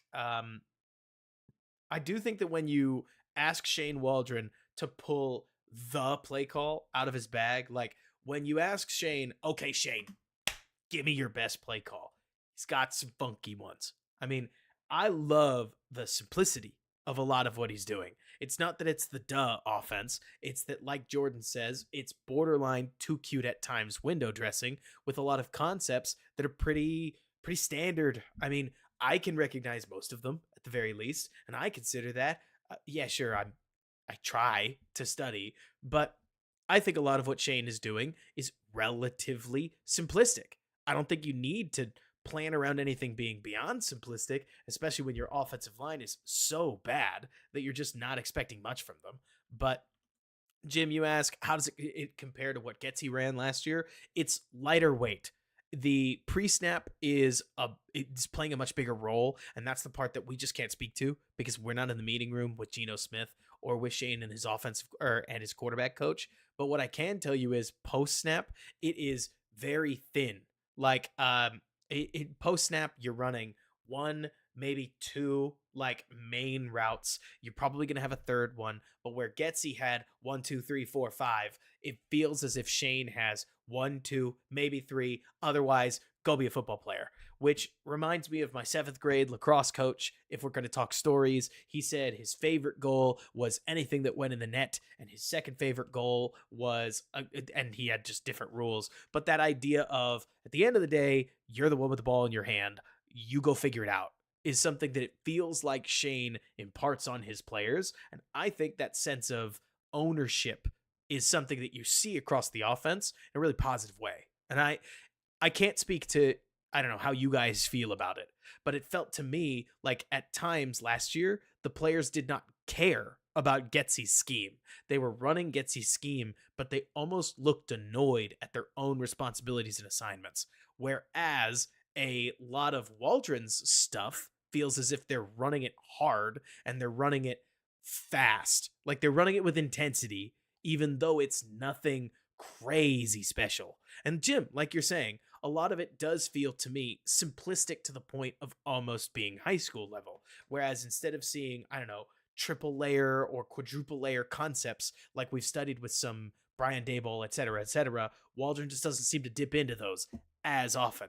Maybe that's because he doesn't need to. Maybe it's in the bag and we just haven't caught it yet. But because we're only like 13 minutes into the tape of one game.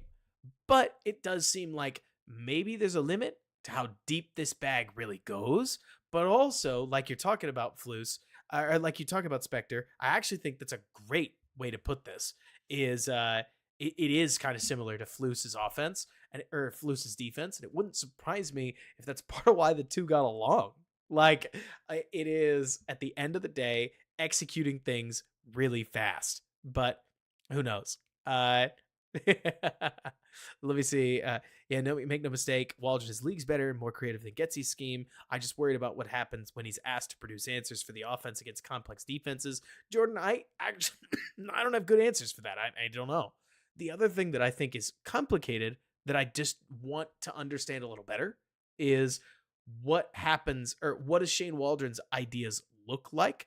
Hey, I appreciate that, Khalid. Let me see. I want to see what happens when Jordan. I want to see what Waldron's answers are when he thinks he's got a better offensive line. Not that I'm trying to get you to tell me that the Bears' offensive line is amazing. It's just not the Seahawks' offensive line. Maybe it is after 3 injuries. That's possible, especially if some of the guys with glass bones on the team all break their bones again and can't play. I mean that tongue in cheek. They're not literally made of glass. You guys get it. But because a lot of the thin, like Jim, to use an example, what you're talking about when we're talking about high school concepts that are very thin are also fast. And Gino's executing them quickly and getting the ball out because there is only one read, and that's that. Because there's only time for one read. To pretend that there's more time for one read, or to pretend that there's time for more than one read is to set your guys up for failure. That is something Getsy did a lot, where you could count to 4. Do you guys remember some of the streams where we would watch Luke Getsy's offense and we would point out we're 3.5 seconds into the play and our primary receiver has yet to break. What are we doing? Like some of those plays were just heinous. Whereas in Waldron's case, we're not seeing any of that. These guys are breaking at the 2 to maybe 2.25 second point, and we're throwing with some anticipation. The points of emphasis are in clear places. But like you're talking about, Alex, we just don't know. Even so, what I think we're seeing is much more at the standard NFL level. And I mean, that's the key here, guys. A lot of people are going to ask me, and they are. And I kind of said this on CHGO last night, where Greg asked me, who do you think has a bigger year incoming? Most fans are going to say Shane Waldron. Most fans are going to look at Caleb Williams. They're going to look at all the talent. They're going to say Shane Waldron has the bigger year ahead of him. I disagree. I think Shane Waldron's path is kind of laid out for him. We're talking about what the Bears could do with a lot of the weaponry they have, and that's my point. Like, Shane Waldron's designs may not be complicated, but the talent can make them shine. Let's go back just one more play. I mean, just one, right? It's not even as if I'm going to say, whoa, and then they house it. It's more like, if you run this exact same play right here, and you throw it, and at this point, Darnell Mooney, number 11, doesn't break the tackle, people are going to talk about how it's an awful play call, or that Gino didn't lead him enough, or that the receiver, Mooney, didn't need to turn back into the middle of the field. Like, this play works because we got a good, talented player in space, and that good, talented player in space broke a tackle because that's what he does, right? JSN's always been good with the ball in his hand. This is not abnormal. If you throw this to DJ Moore and DJ Moore does what DJ Moore does, Bears fans are going to look at this and say, what an awesome play call. Especially if, and this is a huge if, right?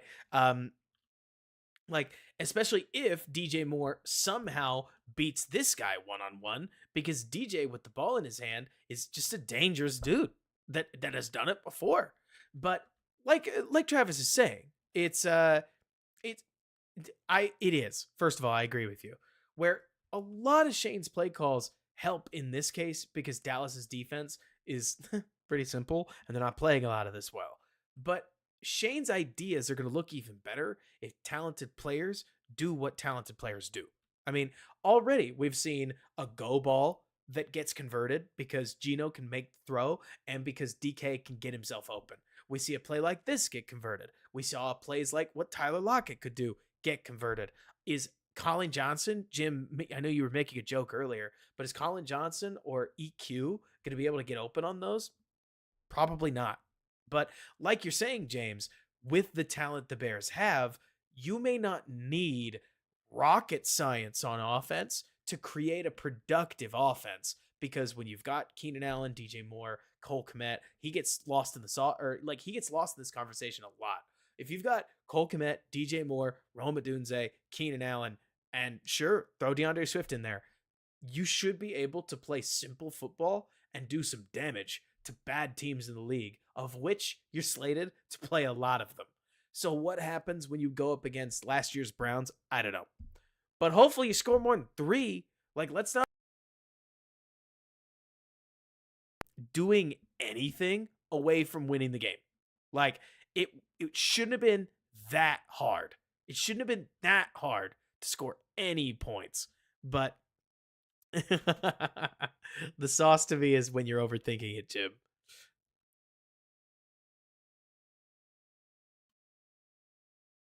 Let's see. So we've got, at this point, we've got a nice little 12 personnel formation. Looks like we're on the left. Obviously, we're on the left hash. But so this opens up all kinds of space over here. Almost feel like we're missing a guy, but we're not. Wonder what they'll do. Just picked up a first down. Run would make a lot of sense. Oh my gosh. Okay, Gino. So, to me, guys, I can't say I know anything, but Travis or any other coaches, Jordan, I'm curious to hear what you guys think. I know a lot of coaches that would basically beat into their quarterback's brain to never, ever try this. Like, I cannot say I know for sure what different players are going to do, right? But I can tell you that John Fox would never have allowed Mitch Trubisky to just charge the pocket and throw on the move. Like, a lot of coaches are going to beat into your brain to pull the ball down or to get it to your running back. But the idea that you would attack downfield like this is something that I cannot say Waldron specifically told Gino to do it, but it's clear to me that Gino has been given the green light to do it, and I would be shocked if Caleb doesn't get a similar green light a couple weeks into the field. Like you're talking, the Joe Flacco effect, I'm curious what you mean. Like, that's the thing, Jordan. I can tell you right now, I'm not super familiar with Gino's game outside of believe it or not, the rare West Virginia game where I watched what he did because Baylor would play him. But like you're talking about, Jim, it feels actually, yeah, not dissimilar. It's a bust. Like, it's Dallas trying to have 32 take the vertical. He's just not there. So if Gino, and this is a very hard throw, can get this thing up and down, if Gino can get this thing up and down right here, it's a touchdown. But what I'm more trying to grind out to you guys is that I appreciate that, granted, a lot of this is Gino's talent. Like we said, number 1, design. Number 2, execution. Number 3, talent. Gino's talent allows him to do a lot of things that we haven't seen in Chicago in a long time. But also, I appreciate that they have the green light to do it. And like Travis is mentioning, look at this corner sell hard for the run fake. A lot of them do.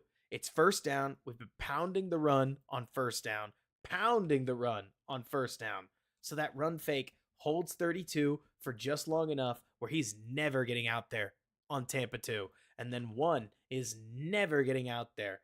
Like, it's not an explicit bust, but the play action puts them in position where there's just no way for the defense to realistically keep up with a fast player streaking down the middle. And I can honestly say, if that's Rome Odunze, I do think he's a little faster than where Tyler Lockett is right now, though it's wild because Lockett almost comes down with the ball. Not that it matters in the NFL because you're going to get the ball wherever you get fouled, but oh no, he gets an arm on it. Okay. Run fake holds a ton of people. I agree, Spectre. That's really all I think I'm trying to talk about is it feels as if to me that we could just expect every other play to be insane off-platform deep balls. You know, against the Cowboys, I guess, but it's really more like you're talking about, Alex, that if Caleb proves he has the arm talent to fit the ball in from blank, Waldron is not going to tell him that he shouldn't do it. So long as it works, it looks like Waldron will let it work, which I like. I mean, I think that should be pretty basic in the NFL, but you don't see a lot of it. But I do think it says something that Geno comes out and looks like a feature quarterback. Yeah, freedom within a system. Great way to put it, Jim. Geno is looking like a feature quarterback in Seattle these days. And while I think that there's a lot of that that's credit to Geno Smith, I also think there's a lot of that that's credit to Shane Waldron for allowing his quarterback to be featured like that. I'm curious to hear what Jordan says because I'm all hopped up on Bears right now. And at least this is what I've seen because I've seen a lot of bad quarterbacks with coaches that then tried to hide what the Bears quarterback did. And it just looked like an offense that was trying not to lose. I've watched different editions of trying not to lose my entire life. Whereas this offense seems like it is trying to win. It's trying to set up a primary play. And then after that, I don't figure it out. Like where you've got different options, you've got some pick asides, you've got some full field reads that are a little less specific. But then sometimes you're just going to ask your guy to make a throw for the corner. And if he can't make the throw for the corner, bummer, you don't get this one. But this is, I mean, honest. Who's that? Is that Lockett? Lockett just gets smoked by number 1 trying to cover 89, which I just think is funny looking. Let's see. You probably end up with the flat in, or what is it? Flat corner in. I'm curious as to whether Lockett would have broken open, but hey, we're going to throw it for the corner. And if we were a little more accurate, we'd probably throw a touchdown. Oh, well. Gosh, Josh, I remember that, and it was awful. Do you remember, Josh, how I hated that one? Because there are every once in a while, Josh, I'll come up with something that feels obvious to me, and then it turns out it was obvious to everybody else, right? Like, I remember that late 2020 offense was one of those where, it's not a miss, Travis. Like, I want to make that so plain. It's not a miss. It's more like pass rush came.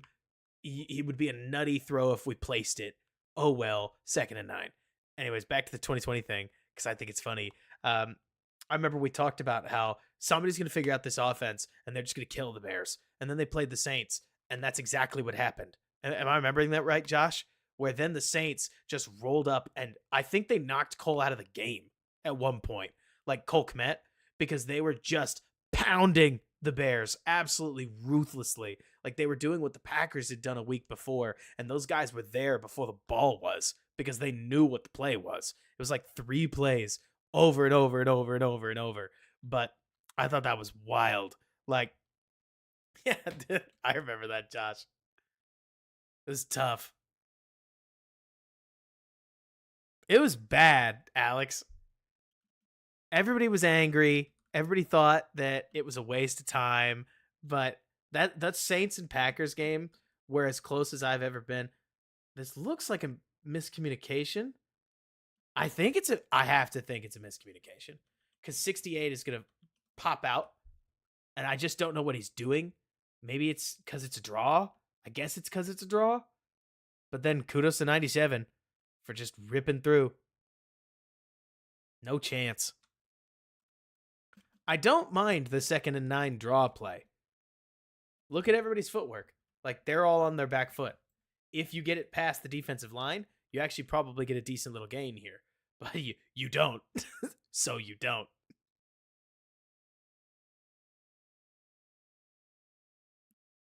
That's the thing, Jordan. And this is the other piece that I look at, right?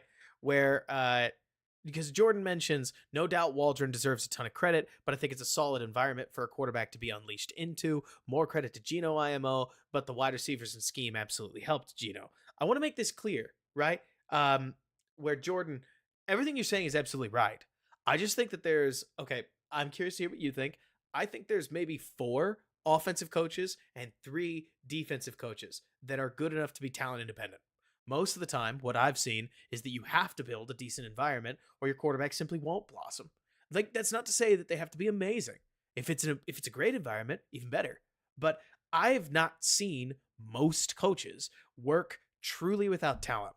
God knows the Bears have tried their best to give their coaches as little to work with as possible for most of my like what do you call it, for most of my time following this at a high level. But so then you look at teams like Waldron or coaches like Waldron, and if you give him enough ingredients to cook with, then yeah, what he's cooking is good. But that's what the Bears did. Like I don't have to think as hard about what would Waldron do if he had nothing to work with because he has plenty to work with. That's the point. And like you're talking about exactly, where they're with just like quarterbacks, that there's maybe 4 to 6 guys. I like the way you're putting this, so I'm just reading the message. 4 to 6 guys that are truly transcendent people that can take over the game. And I agree. I think Flores is in that category. I think that I want to see more just because I don't know him well enough of oh my gosh. I always keep forgetting McDonald's name, which is ridiculous. But so then I think that what the Patriots have done, I can't tell if it's just a Boston thing, like if it's just Belichickian or if it's Mayo, but I think that they've always done a really phenomenal job. And then on top of that, I think it's funny because everybody hailed Fangio. And look, I love Fangio's defense. I think Fangio's defense is awesome. That's where I got my start. But it's been a very obvious trend as the Fangio defense propagated across the NFL that if you don't have the dogs for it, you can't run this system. The Fangio system with half talent or worse is just bad. Like it's just bad, which is hilarious. I mean, some of these defenses are unstoppable when they're at their best. And when they're not at their best, they fall apart very quickly. And the Fangio defense is a great example of that. Whereas, honestly, I think that's what's big kudos to Brian Flores, because as much as I know I've got a couple Bears fans in here that have mentioned that they don't think that Brian Flores is that great, I think what Flores did last year with the talent that he had is remarkable. That defense was awful. I think if you gave Aaron Glenn that same defensive group, that defense is one of the worst in the NFL. Instead, it was pretty solid, if not better than pretty solid a lot of the time, which I think is, again, it's a remarkable overperformance. That defense had no DBs to lean on and was starting guys that nobody else would start in terms of like some of their linebackers, which anyways, it's not supposed to be a rant. It's supposed to be talking about how much are you doing with what you're given. In the Bears case, to use an example, I don't think that Eberflus has to be that crazy good to utilize a pretty well built back seven. Like this is a group of good dudes. And because of that, they're going to account for a lot of what Matt Eberflus is trying to do that may not be all that spectacular, which is fine.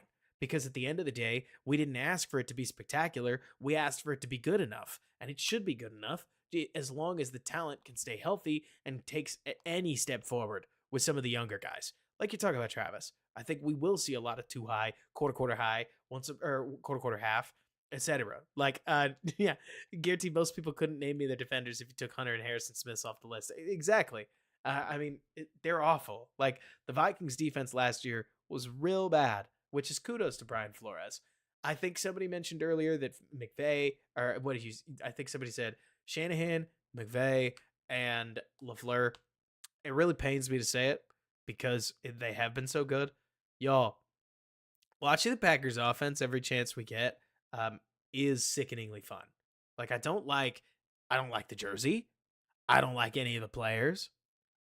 But man, that offense is sweet. And it has been for an awfully long time. Like what we saw LaFleur do last year It is just awesome. I think it's awesome. Spags is another awesome example of what they do a lot of. But anyways, um, we'll get back to the Seahawks and Shane Waldron. But I agree. I think what I'm getting at, Jordan, is that I agree with you in practice that it's not like Shane Waldron may not reach that true top shelf, get it out of the humidor level of or like coaching talent, but he's really solid, very solid. I think he brings the floor way up, and then the Bears added enough talent to build a ceiling out of talent and a floor out of coaching, and I think that frankly it gives Caleb enough chance to shine that I'm much less worried than I have been. And I think, frankly, it's funny because you talk about Waldron as a B plus OC. I think B pluses are not easy to find. This goes back to Jordan, the same thing you and I have talked about a lot, that finding a B plus corner, finding a B plus quarterback, finding a B plus tackle, finding a B plus wide receiver one, finding a B plus of any of those roles is not easy. We act sometimes like a B plus is like a B plus on, I don't know, a test. It's more like a B plus on, I don't know, your final. Like, this is a very important thing to get right, and a B plus is definitely not wrong, which is really good. Like, that's not me trying to hype things up too much. It's just, is there a ceiling? Of course there's a ceiling. He was a market available offensive coordinator. If he was an A minus guy, he probably just gets outright promoted. Instead, that's not what the Seahawks did. But I do think that he's as good as you're going to get as an open market offensive quarterback.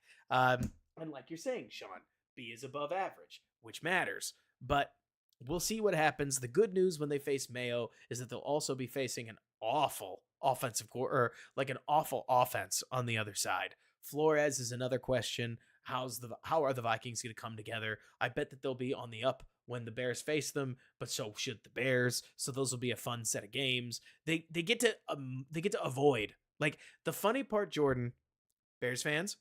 I'm gonna say this. We're gonna get back to the tape after that. You may not agree with me immediately, but I think if you take a breath, you're going to. Okay? What Jordan's talking about is true, that when the Bears face really special defenses, what are they going to do? Well, I don't know. Like, if the Bears became a team that consistently made the playoffs, consistently won 1.5 games on average in the playoffs, and even made one Super Bowl within the next 3 years, and they didn't win it, this is going to be the rowdiest time in recent Bears history. And that's not even that high a bar. Like, that's the funniest part to me about this, Jordan, is that everything you're talking about is what could hold them back from winning a championship. And first of all, I think there's a chance that the Bears are in the right conference at the right time, going up against the right opponents, and might catch the league taking a small step backwards over the next couple of years. At least I think that's potentially on the table. But also, if the Bears only become an 11-win team that continues to, or if they only become an 11-win team consistently that is able to win a couple playoff games before they bow out, whatever. Like, I'm not going to tell you whatever when we're there. I'll probably tell you something at that time, like, Bears fans, don't cry that it's over, smile that it happened. But in June, I'm going to tell you right now, if the Bears win, if Caleb Williams wins in 2024 as many games as Justin Fields won in a Bears uniform, that's 10. Take a breath. Like, if that's what happens, especially if he wins 11, but if that's what happens, I just refuse to get upset about it. I've seen so many awful, awful, awful, awful, awful Bears teams. If somebody told me that the Bears' future was to spend the next 4 years looking like the Andy Reid pre-Mahomes Chiefs, winning a ton of games and having things go wrong in the playoffs that held back their ceiling, I'll say it's too bad that they're not a Super Bowl perennial champion, but this is the next best thing, winning a lot of games, because it's not easy and not a lot of fan bases get to do it. And if that's where the Bears are headed, then that's where the Bears are headed, and I'm not frustrated. But like you're talking about, that's the thing, Jordan. The schedule was built for Caleb Williams to round into form by the time you've played the division. The schedule in and of itself is almost cheating. Like, Jordan, I'm not going to tell you that collusion. But to me, the Bears' schedule is a truly special schedule, and that I've never seen a schedule with such clear intent. Travis, have you seen this? Like, I know you're a Cowboys fan. I know you check in because it's a good film review channel, but have you seen this? The Bears don't play a divisional game until week 11. I've never seen a schedule like that. They packed all their divisional games and all the hard games into the end of the season. Like, it is ridiculous what's going on in some of them. Travis, no divisional games. None for the first 10 weeks of the season. That is 9 games, plenty of them against cupcakes. Hate to say it, there's no such thing as an NFL cupcake, but the Commanders, the Panthers, the Patriots, the Cardinals is as close as you're going to get. But so they get those 4 teams, and then they take a break, and then they start with the Packers at home. Then they play the Vikings after that. I think they play the Lions after that. Yeah, Travis, you can call it weird. I'm gonna tell you exactly what it is. Can I be real with you? Look, I'm trying to shoot it straight here. So, Bears fans, I want you to just take a breath and understand that I'm being as reasonable as possible.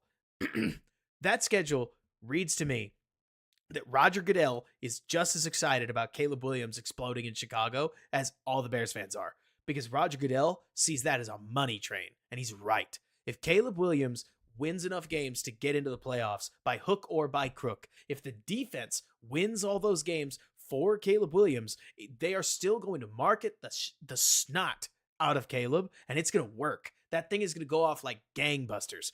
I'm just saying, realistically, it doesn't matter. Like, if in 17 games, Caleb does the absolutely unthinkable, because you got to remember, Travis, just to catch you up, the Bears' rookie passing record is 11 touchdowns set in 1942 and 2,150 yards.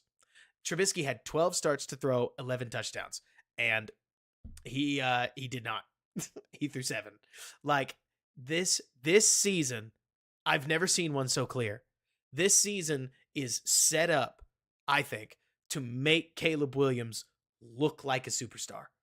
It's not even set up for Caleb Williams to be a superstar. If he is a superstar, that's a whole separate thing. It's set up to make him look like one. It's given them a bunch of games. They're out of conference early in the schedule, then a bunch of cupcakes to buoy their record back up, then a break, then their divisional games. And if they go 3-3 in the division, God forbid they go 4-2, they should make the playoffs. And then if they make the playoffs and they play like the Eagles very well may be vulnerable at that point. Maybe. I don't know. Can't say for sure. But then, God forbid, Caleb Williams at that point is hot enough to win a game. He's going to sell every jersey under the sun. But anyways, I say all of this within this, like, to just more point out, I guess, that the schedule is so blatant that it's wild because, okay, let me put it this way. I think somebody mentioned this earlier. I'm sorry if I'm taking your point away. Normally, the Bears fandom is hyping the Bears up to an unnecessary degree. In this offseason, the NFL itself is already joining the Bears in hyping the snot out of Chicago. Like, I mean, the NFL is down to let the train just run off the tracks. I have no idea what any of this is going to mean. I don't know. But there is this part of me, this sick part of me that wonders if the score is tied. Hey, I'm just asking, okay? If the score is tied against like you mentioned HBO, Donald. Week 1, 4th quarter, 3 minutes left of the game. Caleb Williams puts a ball up deep down the sidelines to Rome Odunze. It's incomplete. If you tell me right now, if we go back, if this happens, and you see that flag come out, I'm just not going to be surprised. That's all I'm saying is, like, we've all watched the NBA playoffs. We've all watched sports. Like, I'm not saying that it's rigged. I don't think it's rigged. I think these games happen way too fast. But if you're telling me that the NFL may give a friendly whistle to Caleb Williams on a late drive where somebody unintentionally bumps into him after the play and they call it roughing the passer. Like, I just won't be too shocked. Is that what I'm saying, Iceberg? Is I think that the NFL wants the Bears to win. I think the NFL wants Caleb to become king of Chicago. It works for Caleb, it works for the Bears, and for the rest of the NFL, it makes them all money too because it's a rev share kind of thing. Like Caleb being a star and Chicago feeling like they have a star quarterback is truly good for the rest of the league. But I mean, it has to happen. Like Jordan's saying, the Bears have screwed up plenty of these before. I'm just saying, I think it's funny to think about like what could the actual in-game consequences of this kind of thing be? Because Jim, you mentioned, is that why Fields didn't get these calls? I couldn't tell you, but I know that in 2018 or 2019 during Bears 100, they got every call under the sun for 5 weeks. Like, if we go back and we remember the Bears 100 season, they were supposed to win the Super Bowl. Like, I'm kind of kidding, and I'm kind of not. If you think about that Broncos game, if you think about a couple of those other like games that we had that played their way or played out through the rest of that season, the Chargers game is probably one of my favorites. The Bears could somehow not lose. They somehow weren't allowed to lose against that Chargers game in 2019. Like it was so bad. But anyways, like I'm right there with you, Josh. You don't need to remember it. And Lisan, hey, it's okay if you don't agree. I'm more just saying like I feel like we have seen some of these where it's not as if the whistle has always been turned against the Bears. But in this next season, if Caleb, you know what? Let me just simplify it this way. I couldn't tell you what happens, but I bet you if Caleb Williams puts up the same ball that Justin Fields put up to Chase Claypool, Rome's getting the call. DJ Moore's probably getting the call. Keenan Allen's probably getting the call. That's all I'm saying, right? Is like it's some of these tight whistle plays, but where I don't know, maybe I'm crazy, maybe I'm not allowed to say this, right?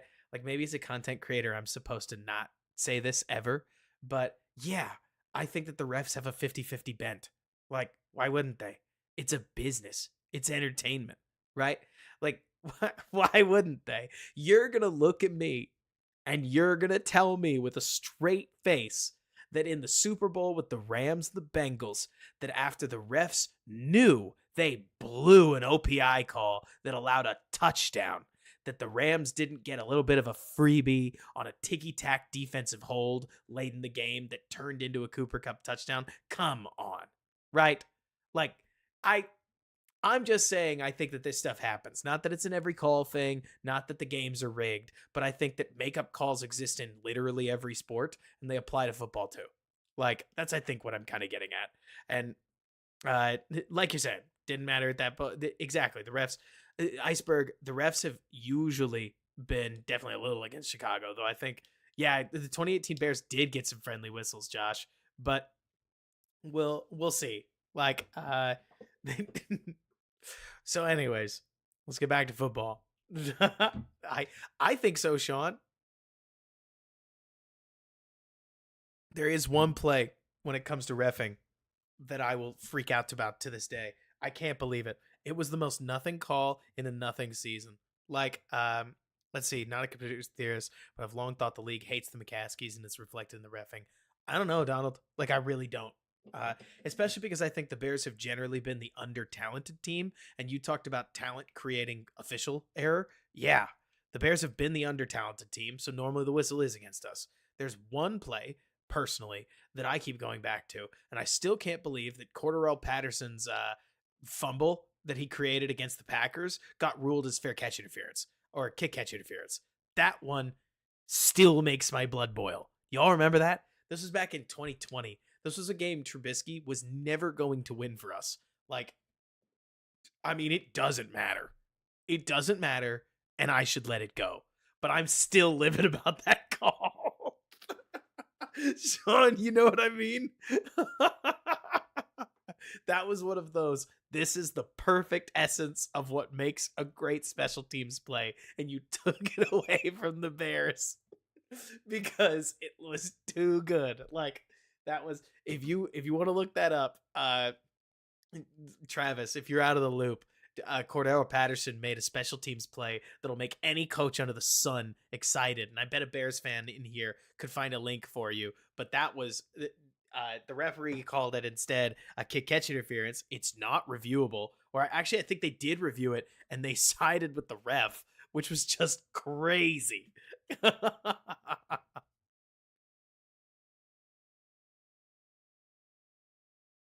DG, that is hilarious. Okay, so we're back at 3rd and 15.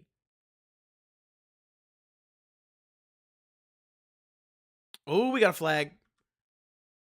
Because it's basic. It's just a switch release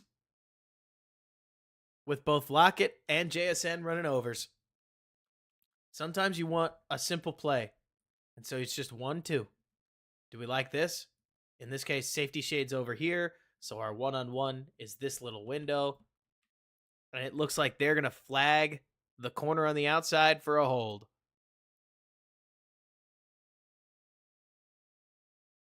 And it's funny because you talk about the money call, Travis. It looks to me like his money call is basically, hey, we're going to throw this simple concept at him. Make sure you get it off.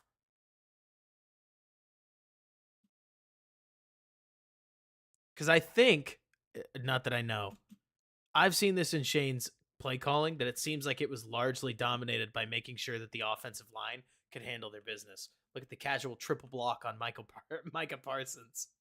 And he still almost fights through it. Look at this.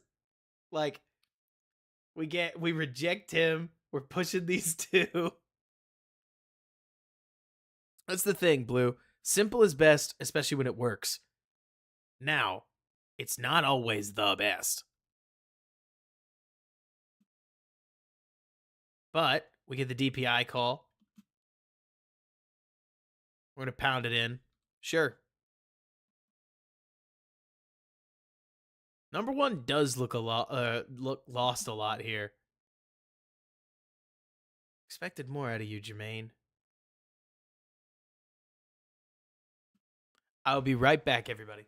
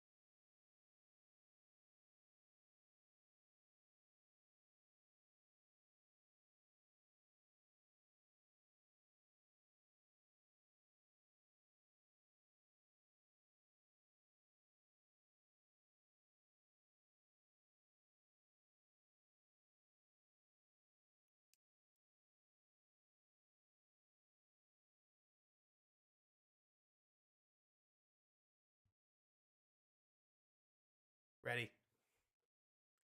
Had to say hey to my wife. Haven't seen her in a hot minute. Not too long, but she went to do a photo shoot right as I put the boy down. So here we go. Wide front. Was this first down? It is first down, right? Yeah, first down. 1:30 left. Okay. So situational football. 20-14. Honestly, big opportunity for points. This is that retro bowl moment that we're looking at.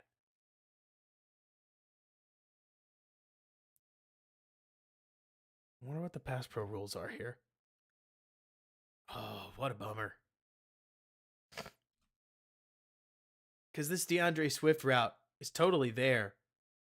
But Micah beats... Oh my gosh, he beats a double. Like, if you count the chip as one, because it's a pretty firm chip. Like, we get cooked on the inside.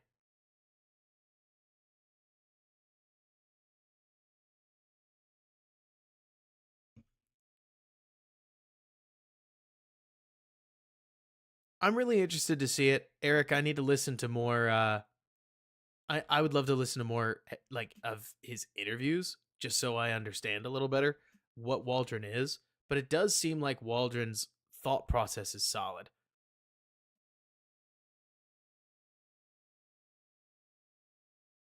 I think I just like what his points of emphasis are. Waldron seems like he keeps what should be simple, simple, and makes things look... Honestly, he just seems like he understands how he's trying to manipulate a defense and doesn't seem to try to do more than he thinks he has to do. It's a good little run. Nice, like, trap almost identity. Try to basically just spring a little bit of yardage on in a situation where you normally shouldn't. Burns a lot of time. We come across in motion, and then what are we in, man? Nice ball. Especially given... Okay, we're going to boot on it? Sometimes I'm surprised in cases like these that we want our quarterback to have to make a throw rolling left like this. But man. Like, do we not want to throw that from a base? I guess we don't, clearly. But that throw just never looks easy.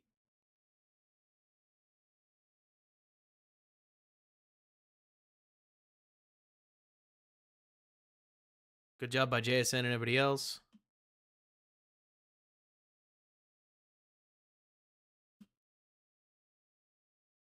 Would you call this cover 3? I guess it is cover 3 when they roll to it, right? Especially because you got that outside corner out there covering basically nobody. I think this is 2-man, Travis. Like, I can't speak for exactly what it is, but it looks like 14's in man with Sharp. Man, man, man. As opposed to cover 3. Which is the tendency we've been seeing, that they're going to drop into man on third down, and 2's just been getting killed. Like, this stuff, I'm curious to hear what everybody thinks. I'm sorry if I'm getting lost in this, but like, these are situations that I find unacceptable for a defensive coordinator. Like, unacceptable. Unacceptable. I do not understand why we've let 2 just kill us all game long, and we keep leaving him out there. I don't understand how a defensive coach that is now a second time head coach is allowing scenarios where we are going to leave somebody who's been getting destroyed in situations where we are getting destroyed consistently. I mean, every third down. At least half the third downs in this game, certainly more than half of the ones that have been converted by taking a 3-by-1 or a 3-by-none, getting 2 on the field, and beating him in man coverage on the outside, where we know he's going to play inside shade consistently. Maybe Quinn makes an adjustment, and I eat my words, but this has been the whole half. Like, your offense scored 20 points. You have a major opportunity in a game like this, as long as you don't give up 20 points, to basically be very ahead by like within this NFL standard. Instead, you are setting yourself up to certainly bleed a field goal, but potentially bleed a touchdown, because you continue to allow the same coverages and the same players in those coverages to just beat you over the head. Exactly, Jordan. Like that, I agree. Where it's like if you do something, whether it's a two trap, whether it's just straight two, but you just coach the details of it to where your guy sits that back down, you're gonna pick a pass off. Like you're gonna jump in front of that, and you're gonna look like Jalen Johnson on a lot of his interceptions, and it's gonna be awesome. But of course, we're not going to make that adjustment. Of course, we're not going to mix that in on third down. Instead, we're just going to keep taking L's in man, left, right, and center. What'd they call us for, a hold?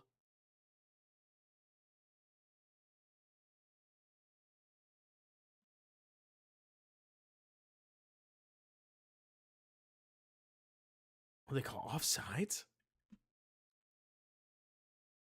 Yeah, right? Man, the hard count is killing them. I'm sure a lot of it is, Jim, or misguided faith in pass rush.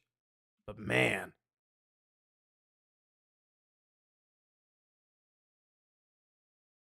Khalid, I hope so. Okay, so Khalid asked something. Khalid Yakub, I'm sorry for keep pausing. Some of these questions are just, there's no way I'm going to break down film while I'm thinking about it.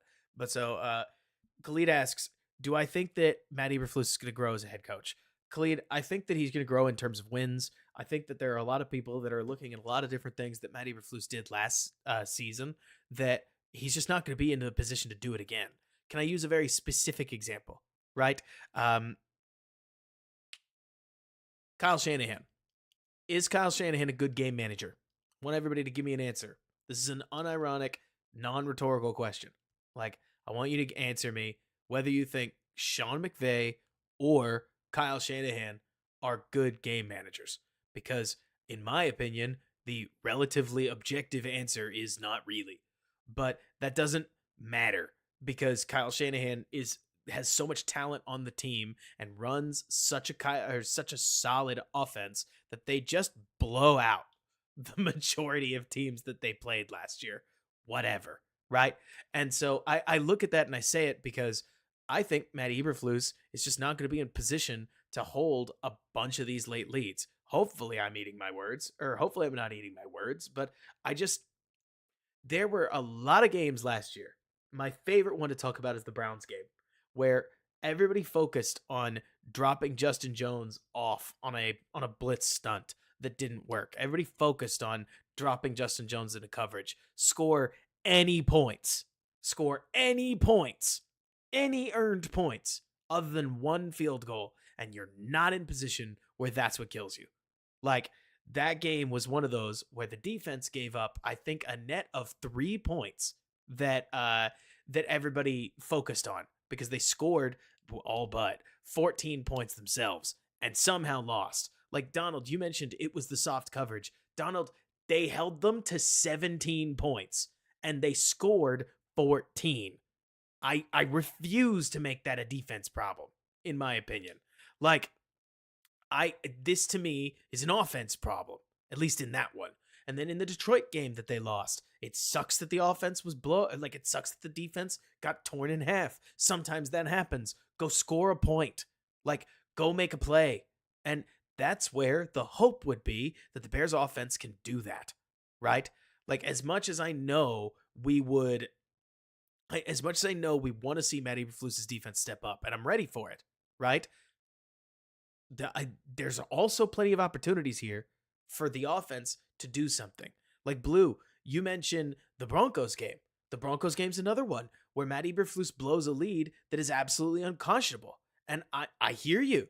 The defense didn't play well, but also the defense held the Broncos offense in check for the majority of the game. They didn't have any pass rush. Like, that wasn't going well. And then, out of absolutely nowhere, Justin Fields turns the ball over and hands the other team 7 points that they don't need. And suddenly they're back on track. Like, if you take a look at the win probability, I'm pretty sure the Broncos go from a sub 50% win percentage, like I think it's in the 30s, to like a 70% win percentage after the fumble. And then the Bears still have the opportunity to go win the game in the late part of the game. But of course, I hate saying this, it's just the truth. You hand Justin Fields the ball with 50 seconds or less to go, and he's going to throw the defense an interception. And he did, and the game was over. And then Cole Kmet and Justin Fields couldn't agree on who to blame, so we just assumed that Cole Kmet misspoke and that Justin Fields obviously knew what was going on because he would never be wrong, right? Like, I'm right there with you, Donald, where we blew late leads that were nearly impossible. Absolutely. The defense then got a talent upgrade, mainly in Montez Sweat, which is absolutely important to mention within this. But also, the offense is better. And the offense being better should put the Bears in more positions where making one more play lets the defense off the hook, which is really what I'm looking for here. I'm not so much trying to excuse as to say, I see teams blow leads all the time. Like, I really do. I see teams that defenses just cave and offenses catch heaters all the time. The big thing I saw last year, when you, Khalid, to answer the question, to come all the way full circle, is that if the offense has more talent, the Bears probably win the first Vikings game. If the offense has more talent, I think the Bears close out the Detroit game. I think they just close it out earlier in it, where they convert a touchdown on a couple more of the key drives. I think they close out the Browns game. I think they put that one out of reach. Like, you end up with more of these Bears games because, Khalid, I know you know this, but the Bears have this horrible habit last year of they would score all their points in the first two quarters or sometimes the first one, and then they would just ride it to the end of the game. Like the Arizona game is my favorite example of a classic Bears loss that just didn't happen because the defense actually did blow up and make things work. Like the Arizona game, the Bears scored 21 points and then they went over. I don't even know if they had 60 yards throughout the rest of the game. But once they finally drove their way into the red zone, and then on a wide open touchdown route for Khalil Herbert, Justin Fields underthrew a ball that I frankly can't believe he did, because underthrowing balls was not normally a Fields problem, and it gets picked off out of nowhere. And then all of a sudden, Kyler Murray gets another chance to just plant a dagger in the Bears fan base, because I think the score was like 16-21, and then he didn't, because the defense held, and thank goodness for that. But in that moment, everybody had this, I know you did, Bears fan, everybody had the same ice-cold feeling of it's going to happen again, isn't it? And the defense held, which I think is really important if we're talking about what we ended up left with. Because we ended up left with the defense that we hope holds against the Cardinals, who were the fourth worst team in the NFL. Like, we're not saying a ton, but we're saying, can we score more than... Can we score more than 0 points in quarters 2, 3, and 4 in these cases? Like, that's really what I'm driving at here. Can the Bears up their second half points? I hope they can. I think they're talented enough to where if they can't up their second half points, that would be a darn shame. I think Caleb gives you the opportunity and the talent to actually make meaningful adjustments within what your offense is doing.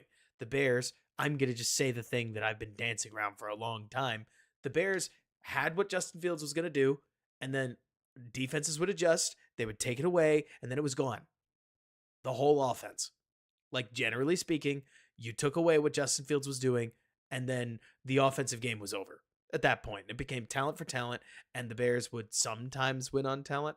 And then you had the occasional moments where people would look and they'd say, well, what about the Atlanta game? And I'd say, I don't know why Atlanta thought that playing DJ Moore in man coverage out of the slot was a consistent good idea. Like, I don't know why they thought that either. They just did. And DJ Moore ended up open for an entire game. Or Washington. People would say, well, what about that? And I'd say the same thing. How did we think that leaving DJ Moore on an island was a great defensive game plan? I cannot speak to all of the game plans under the sun. I could just tell you that anybody that adjusted tended to turn the faucet off. Like the Bears' offensive faucet, if that wasn't clear. That anybody who did adjust, Denver adjusted. They had, at the time, one of the worst defenses per EPA per play in history. And they just went to zone. They weren't even good at it. They just went to like some basic zones, and suddenly the Bears couldn't move the ball anymore. Like, out of nowhere. It was like, what are we doing? And my hope here is that we're not dealing with that. That this time throughout this year, we get a little bit more normal inconsistency. Because credit to Fields, he was really good at what he was good at. When Justin Fields like had the edge, he took it. The Bears scored a lot of points on those first drives, and I hope Caleb can match Justin's efficiency in the first quarter. Because in the first quarter, Justin Fields ended up with like an 119 quarterback rating. I mean, seriously, Justin dominates in the early phase of the game. I don't think you could actually do this. I don't. But there is this sick part of me that thinks that if Justin Fields played your first quarter and then you pulled him for Russell Wilson, you could cheese out all the Fields points really early in a game. Like you could take your 10 or 13 points very fast, and then you could pivot to Russ, and then the defense doesn't know how to adjust because you're bringing in an entirely different quarterback that plays a pretty different way, and you're giving your offense a shot in the arm. But like Blue Dragon's saying, you could never actually do this. There's no way, because at that point you'd have to have Justin basically admit that he can't play second, third, fourth quarter, and he's gonna freak out at you. You're gonna divide the locker room. Like, it's not gonna work. But it's, I think, a goofy idea. Anyways, so let's finish this out.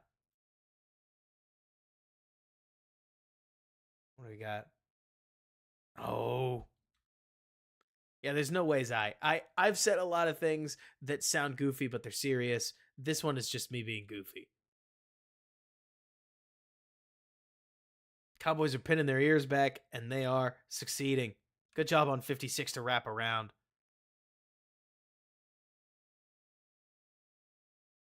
Good job by this Cowboys edge rusher getting back into space and forcing the errant throw. You need that.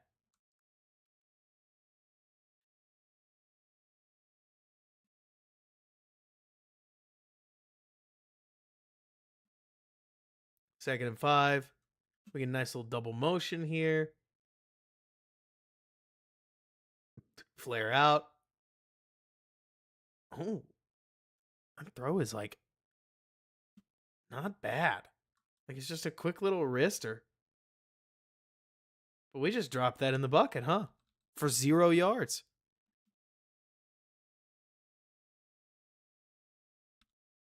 Was it an illegal procedure? Third and 5. How you doing, Thomas?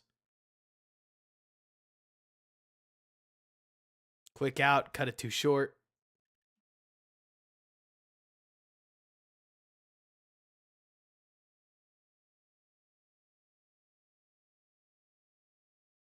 What are we going to do on fourth down here?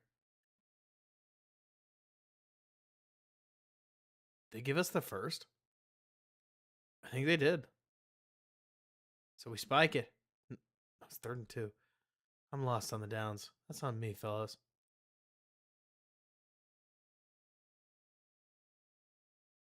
Easy. Too high look with everybody on the line of scrimmage. What could they possibly do on the outside? Well, they're not going to drive on us, so they just give us the field goal.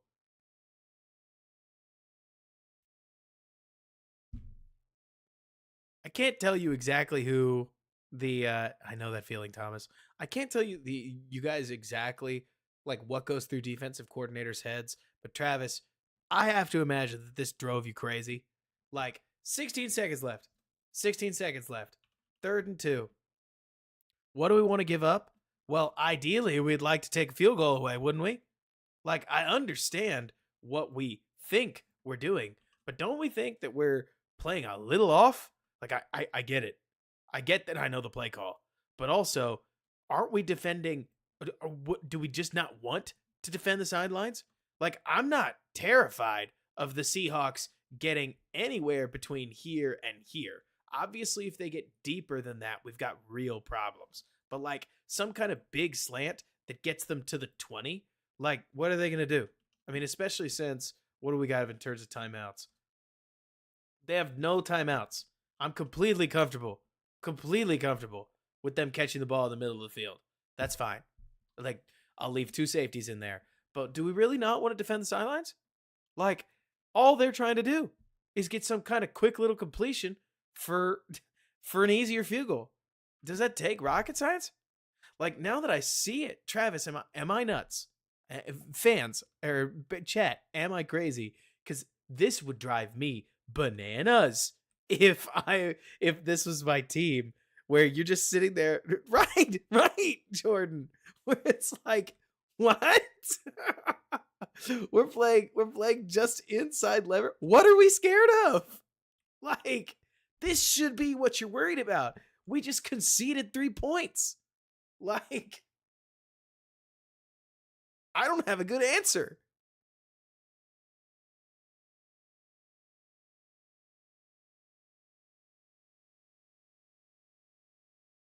We handed it to him. We said, "Yeah, you can have that. I'm not worried about it." Okay, if you're sure. I guess technically you have to make the field goal, but that's an extra point these days. Just about, anyways. Like, not only free yards, Alex, but free, like 16 seconds left. This is the play you're looking for. Everybody's supposed to know it's coming. Exactly, Jordan. That's exactly what I'm saying. Like, I would have thought that we would have been driving to this spot on the field and forcing them to run a corner route on us. And even then, we're expecting our safety to go either get help on the top or, more realistically, to run something inside and have this safety crash down on him. Which, look, I guess I get it that maybe Dan Quinn is absolutely terrified of Tyler Lockett breaking this tackle or just the risk they're in. But this just seems to me like a call that just is not that well thought out. That's honestly where I'm getting at. Is it's just they called quarter half, and this is the way they play their quarter half, and it's not situational at all. It took 3 seconds. So now the Seahawks get to try another play. And now you're in just posterize it like territory. This is exactly what you're worried about.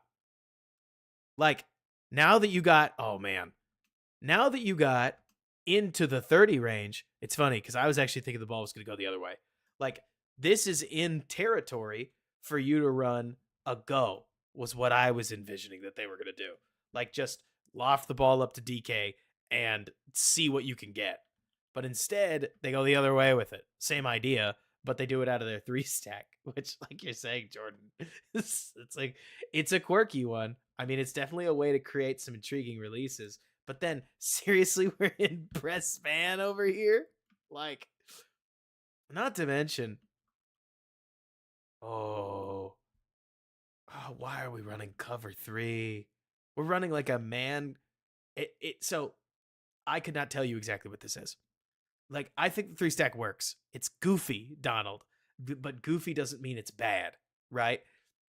What I don't like about this is that their check to the 3 stack is very clearly cover 3 lock with 26 here, Duron Bland locking. So that's man.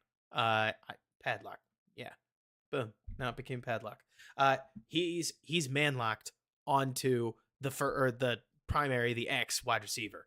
So then this is much more normal cover 3 with him driving right here. And then you've got cover 3. But why you're not playing cover 4 in a 16-second situation, I feel insane. Like, I get that they're throwing a 3 stack at you, but because that's kind of what I'm getting at, Travis. Like, I hear you, but also I would just play 4. Like, I'm comfortable with the press on 1, but keep 2 safeties back. What are you scared of?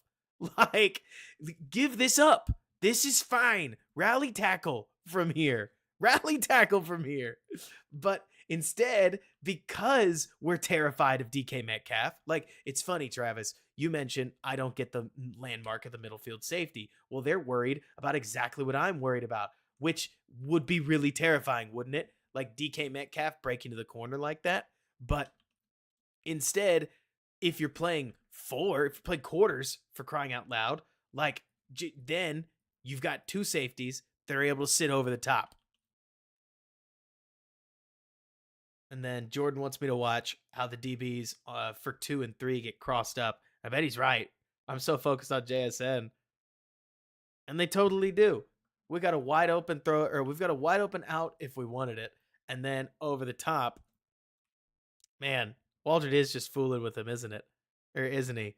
But like you're talking about, Travis, touchdown. I mean, we get a free shot to the end zone. We take it. And yeah, beyond that, everybody's just, I don't know. I think they're kind of all playing their leverage wrong.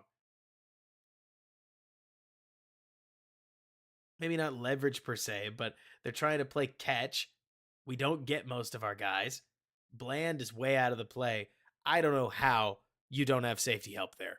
Like, it does test the rules of the coverage assignments, which, Jordan, I hear you. But as somebody who's trying to be as independent as possible, okay, let me put it this way, Jordan. This would be very easy for me if I was some Bears content creators to show you and say, this is Shane Waldron just being amazing. I think this is Dan Quinn's defense being despicable. Like, that's, I think, guys, what I'm trying to get at. I love that Shane Waldron can pull Dan Quinn's pants down. Dan Quinn's pants do not look very hard to pull down right now. Like, I don't understand how, with 13 seconds left, we're running a coverage that is as traditionally aggressive as cover 3 is. And you could say what you will, but with a single high safety, you are implicitly under pressure. Like, Travis, this is what I'm getting at. You are implicitly under pressure if you run 2 verticals outside the numbers. Like, implicitly, your safety can't cover both. So then you're allowing a one-on-one. You're allowing, even if you called it low percentage, right? Even if you just chucked the ball up to DK Metcalf one-on-one, standing in the end zone. Let's say that that's a 15% conversion percentage. That is way too high for this specific scenario. That is way too high, in my opinion, to allow a 13-second, no timeouts throw to the end zone with a conversion percentage better than 10%. Me personally, Donald, I think cover 4 is the only answer if you're not going to run like a 3 deep, which I probably wouldn't run a 3 deep. At the 30, they could theoretically screen you, and then you end up embarrassed. But me personally, I definitely want 2 safeties kicked back. Maybe you could talk me into 2, but I don't really want it. Like, especially if you went with like a 2 lock, maybe you could handle it, but that just allows the same problem. Like, I'm trying to, at this point, probably run 4 because we don't have time to call some kind of bracket play on DK, and then I'm fine with that. But then you end up with, you've covered the verticals, and yeah, if he breaks inside, you probably want this linebacker like coming out, watching out there. Are they going to blitz him? No, they got him covering the back. But let's see. Typically, you'd ask the DBs to line up at different depths and be responsible for different areas of the field. You don't play man here because it's likely they'll cross you up, and because there's 13 seconds left, like you're talking about. But so you'd rather catch and press or catch anything short. Like, I get what they're aiming for, but like that's what I'm sitting here thinking, Jim. Like, I don't know. And like you're saying, Travis, I'm setting a new record on this stream for saying the word like, but like you're getting at, Travis, the coverage assignments when they see the stack are going to get checked, and I understand that. But this safety ends up hosed, which really bugs me.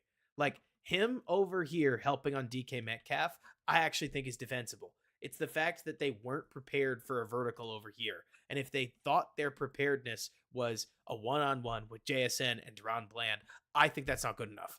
I think that is just not good enough.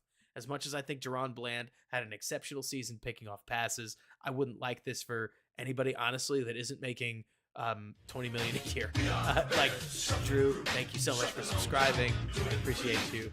Like, there's some corners that I think have earned this right, and I don't think Deron is that guy. I appreciate the attitude, but 6 just ends up feeling like a wasted defender here. And as much as these two getting crossed up, I'm with you, Jordan, that it is embarrassing, but also within this play, I'm mostly frustrated because I want to take away any throw that is in this zone right here. Like, I don't need 4 defenders standing back there, but if we're going to target beyond the 5-yard line, I'm not going to allow that. But then at this point, like you mentioned the safety landmarks, Travis, that's ultimately where you and I are agreeing that I think there should be 2 safeties back there because I think that there's 2 legitimate threats on this that can score on you. Maybe you get scored on because your boys don't rally tackle or something like that. but allowing a quarterback that's beaten you enough already to just beat you again with his arm, and a receiver that you know is good, and if you don't know he's good, get to scout better. That's, to me, an unacceptable play. Did they call it a drop?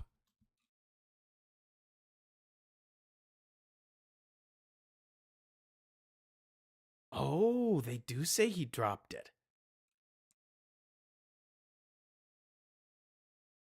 I agree, Jim. Like, that to me is that number one receiver piece. And man, Alex, you're right. Like, he just uncorks this man in his face. This, Alex, am I allowed to say this? No. This is the kind of stuff that when I watched it during last season, because I did catch this on I watched a QB school breakdown on this, and what frustrated me is that I was spending every week watching people tell me that throws like this were impossible. Geno Smith is a fringe top 10 quarterback, and he will uncork these. And I understand that this is part of what he does, but the standard of quarterbacking in the NFL is absolutely insane. It is really hard. You make plays like this because you have to. And I personally think that watching the way that the Bears, or like seeing the quarterback the Bears have, is really exciting because you have to. Like, these are the plays and the players that you're looking to have.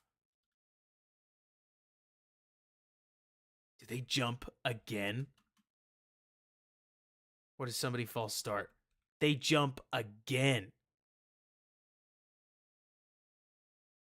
And it's easy. Oh my gosh. Travis, I would be losing my mind. If I was a Cowboys fan and we got scored on like this, I mean, I've never turned off a football game in my life, and I wouldn't start, especially when it's my team. But I do think that I would have lost years off my life. This is the third offsides jump, and worse, we're just going to not learn any lessons, are we?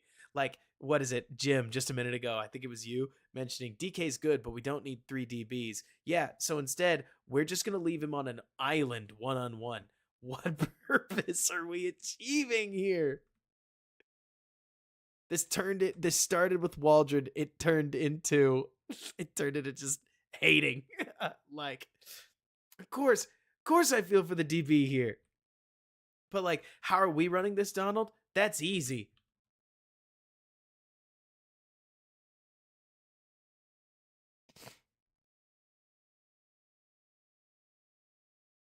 Do you need me to explain it further? Like, I mean, you could even do it with 2. I think part of what makes this team so fun is that you could do this with Rome or Keenan. But I think you could do this with Rome, DK, or Keenan, especially by the time you get to the middle. But on this play right here, you're talking about I think that's Keenan at this spot. And like you're talking about Jordan, yeah, that's DK Metcalf. You don't want to. I think it's just way too easy for him there.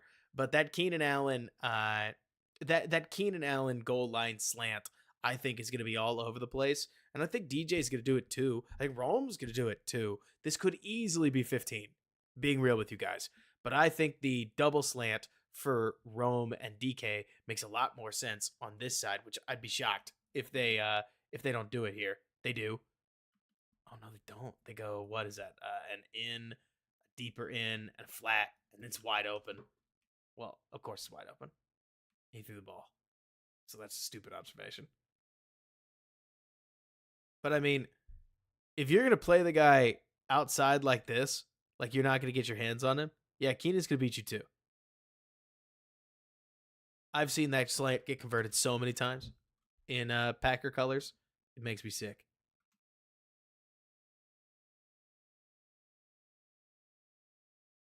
If he's healthy is right. If he's not, hope Rome's ready, which he might be. Rome could beat that, but he may not beat it immediately day one.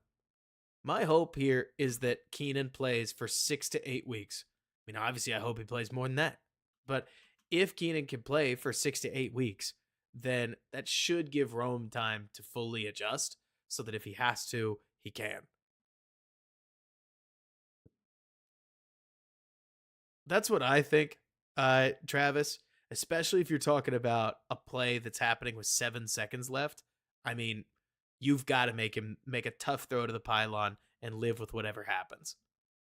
But instead, how about we get no hands on him and just how about we get no hands on him? Let him cross our face and score on us again on your quick throw. You know it's a quick throw.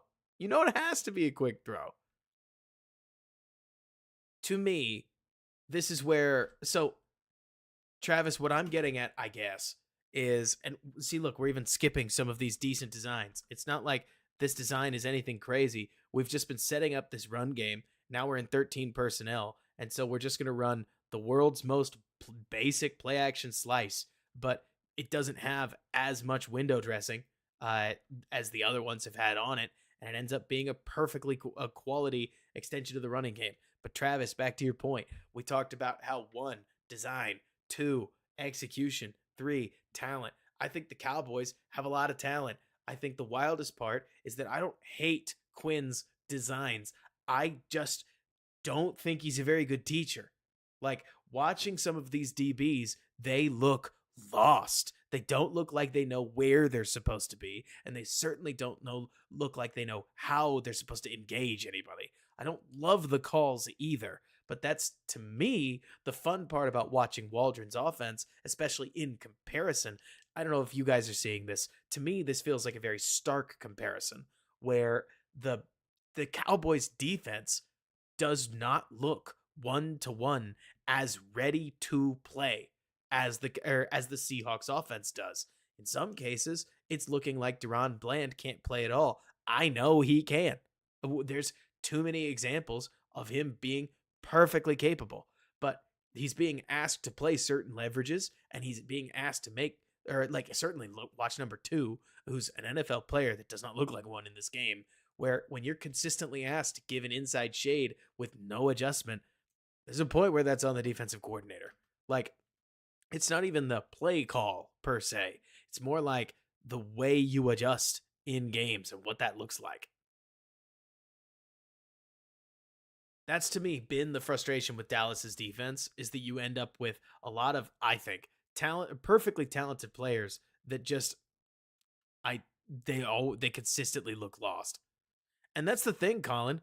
I hear you that Jackson Smith-Jigba said he looked like trash, or that he didn't like Waldron. I just this game is a bit too forgiving. I hear you. We can watch another half. Here. We'll switch. He says bravely at 10:51. All right, so I've also got a Titans game. I don't love the idea that we're watching the first half and the first half, but I cannot watch this whole game. There's absolutely no way. But so let's get back to let's watch this one. We'll see.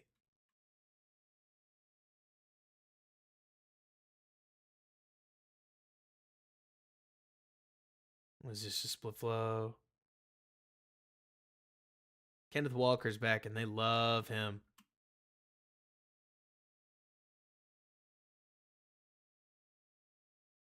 What is this? Just Tennessee. Oh, bodies in the box, baby.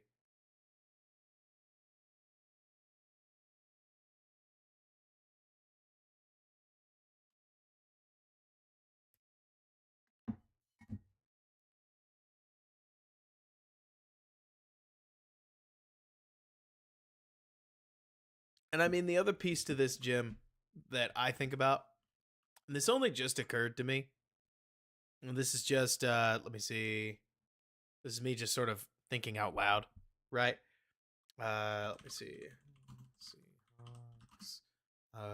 Schedule 2023, because I cannot remember how, but I know the gist of how it worked out, and that is that, let me see.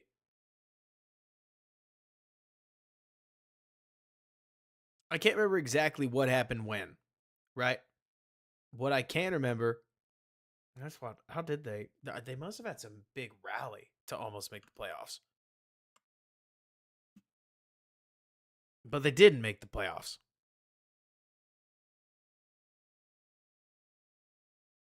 And I imagine that was frustrating for plenty.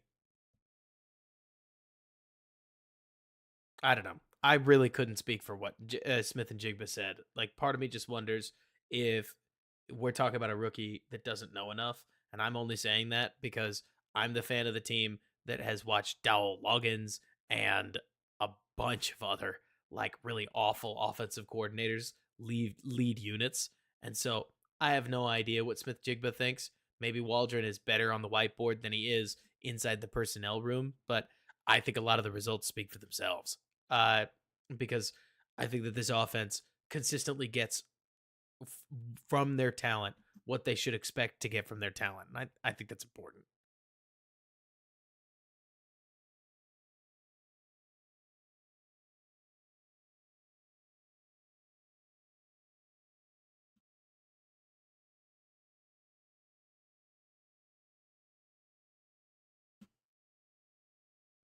I think I think reviews matter, especially when they're direct reviews.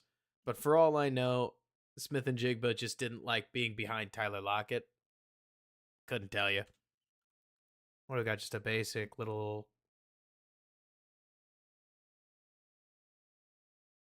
Oh, here's an RPO. Freeze a linebacker. Get the ball out. These should be all over. In the world of what is going to be there for Caleb Williams that is going to come straight out of this Seattle offense, I imagine these RPOs are going to be all over. All over what the Bears are doing. Quick outs to, I mean, it's going to be DJ and. I wouldn't be surprised if you're right, Josh. It's just going to be a question of how they use him. And the funny part is, so Josh Winslow mentions Keenan Allen might be the biggest piece to Williams' performance early on. And we've watched some Chargers games, and the way that you use Keenan Allen is pretty specific. You put him right here or right here, or sometimes out here, and then you let him run option routes in many cases. And I'm sure the Bears are going to do that. It's interesting to me because Seattle doesn't have guys that do that. And so, because of that, we're going to see Waldron have to adjust a little bit. I don't think adjusting is a bad thing. If anything, I think it's a reminder that there are pieces of what Waldron's doing that are catered to who he has in his offense. He's got DK Metcalf. He's got Tyler Lockett. He's got Jackson Smith Jigba. And who knows? Maybe Smith Jigba is mad that he didn't get to run the out route in this case.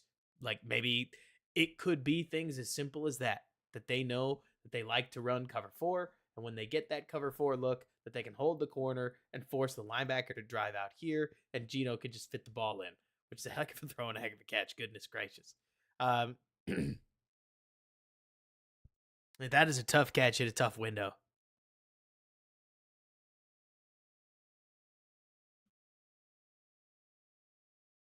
Mostly because 23 does a good job of getting down on it, if I'm not being clear.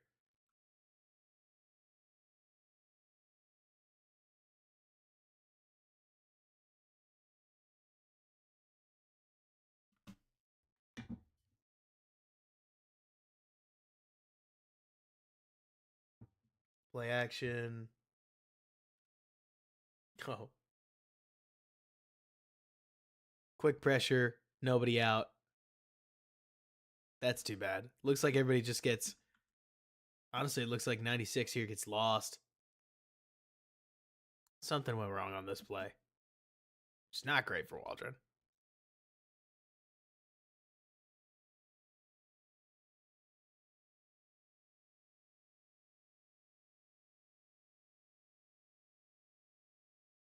Like, here you've got the old everybody would freak out about 4 player or 3 players are blocking one guy thing.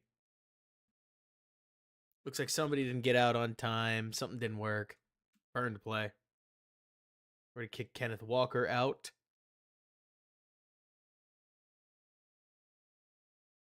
Ooh. Left tackle lost this one in a hurry. Goodness.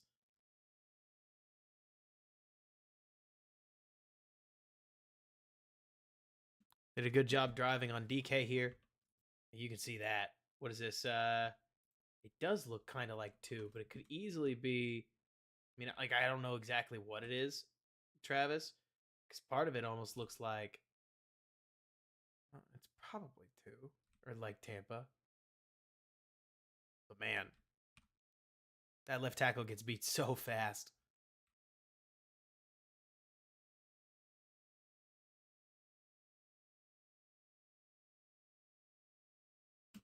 Was that Arden Key? On him.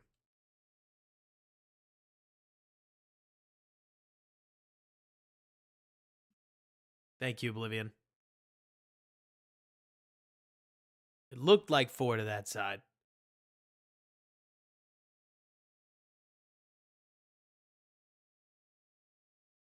And then they're just going to chip him. Oh.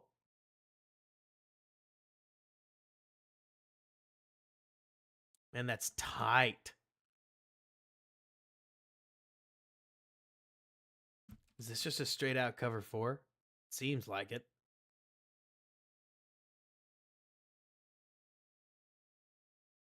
And then they get 44, committing wrong. Absolutely. Catch you later, Travis.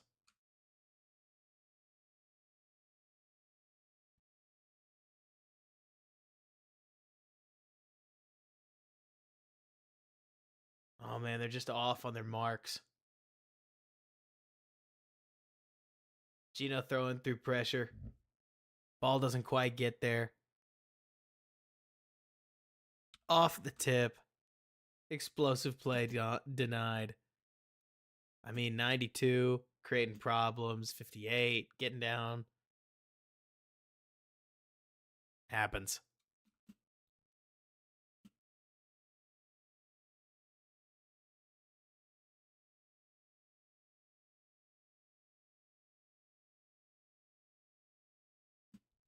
But it looks like they drew him off sides again.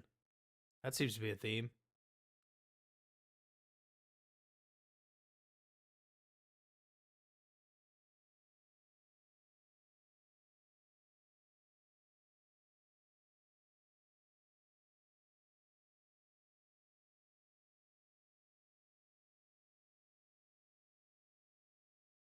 And we are ripping these.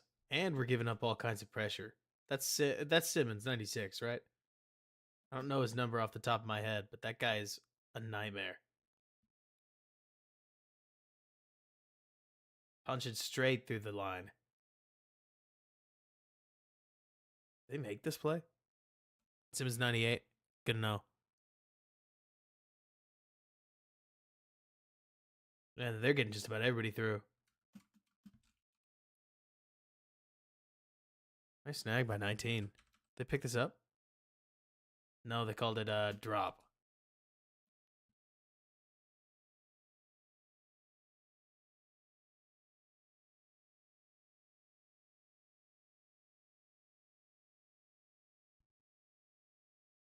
'19 looking like ESB. It's a hard route to come all the way back for. At least he drops his weight.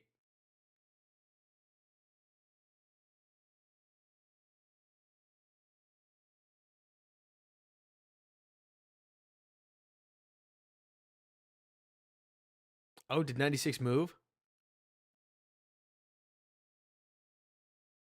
I have no idea what his name is.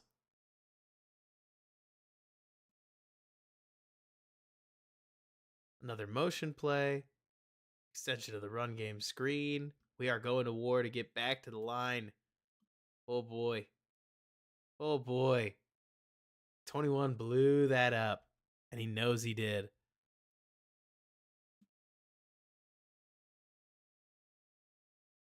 Probably would have loved for 84, who's at Parkinson, to get back and hit his block. Especially this close to the end zone.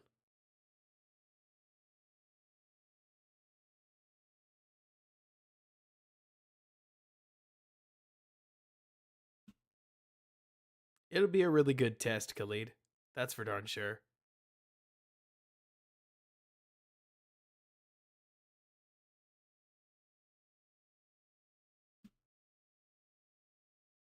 Is there an RPO element on this? Looks like it's an RSO. Like, just a screen. Honestly, Donald, I think the Titans' defense, at the very least, is going to be really solid. And it's all going to be a question of what Will Levis do we get, which is never a simple answer, especially because it seems like some guys come out swinging hard and then they fade away. DK coming across the formation. A nice deep net from the Titans. Ooh, and we are lucky to get out of the end zone.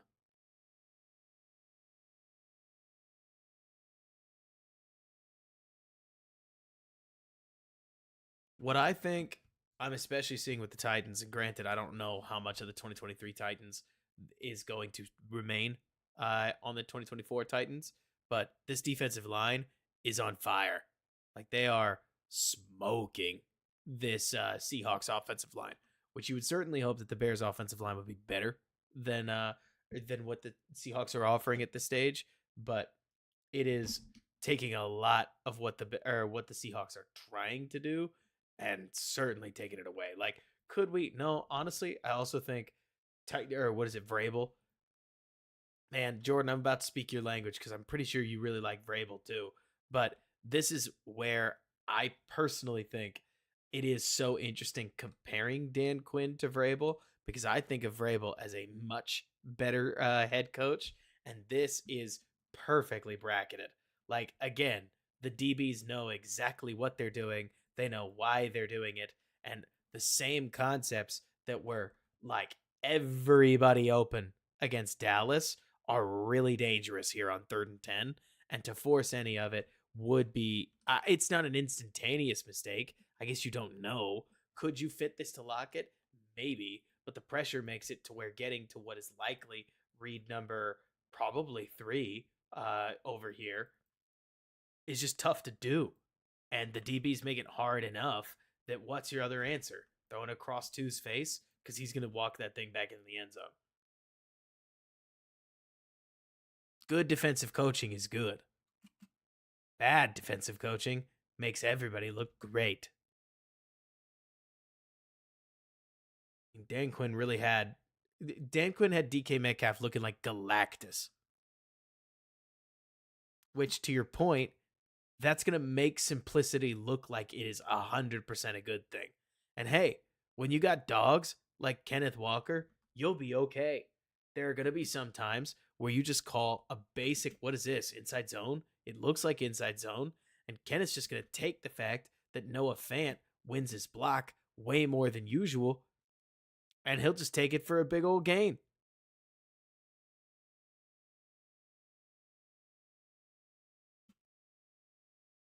Like there's no problem, I think, with simplicity, but simplicity looks extra good when you're scoring 21 points and a half.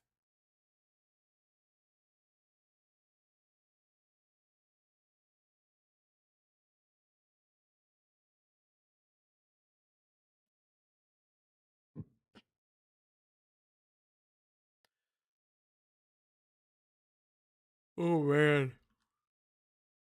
We love these.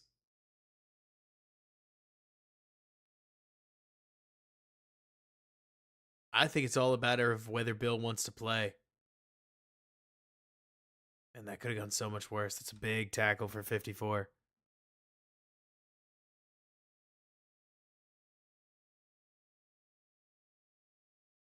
I was kind of wondering the same thing, Oblivion. I mean, it looks like the what is this? The Seahawks just crashed down or washed everybody down. And then 19 certainly does a good job with 23 over here. But it is wild just how big this hole is. I mean, like Oblivion, this feels like a drill, right? Like linebacker on running back with all the space in the world.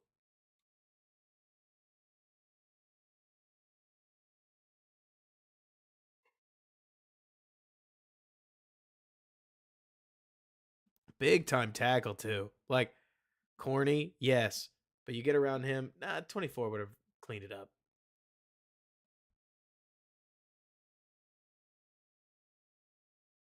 Goodness. Okay.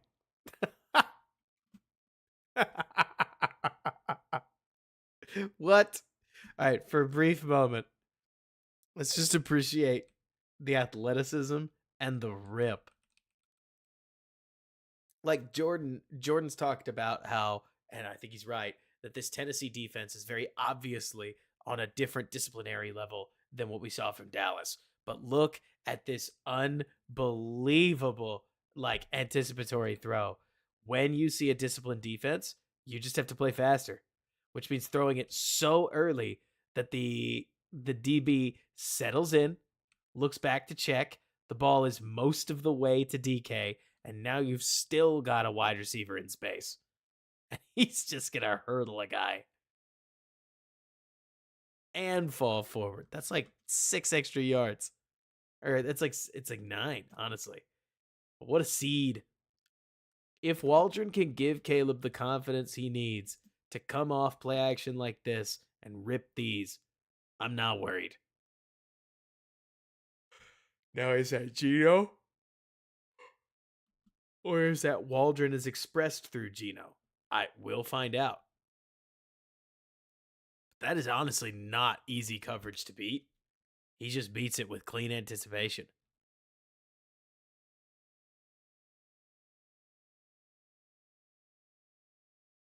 So, Jordan, that's the thing.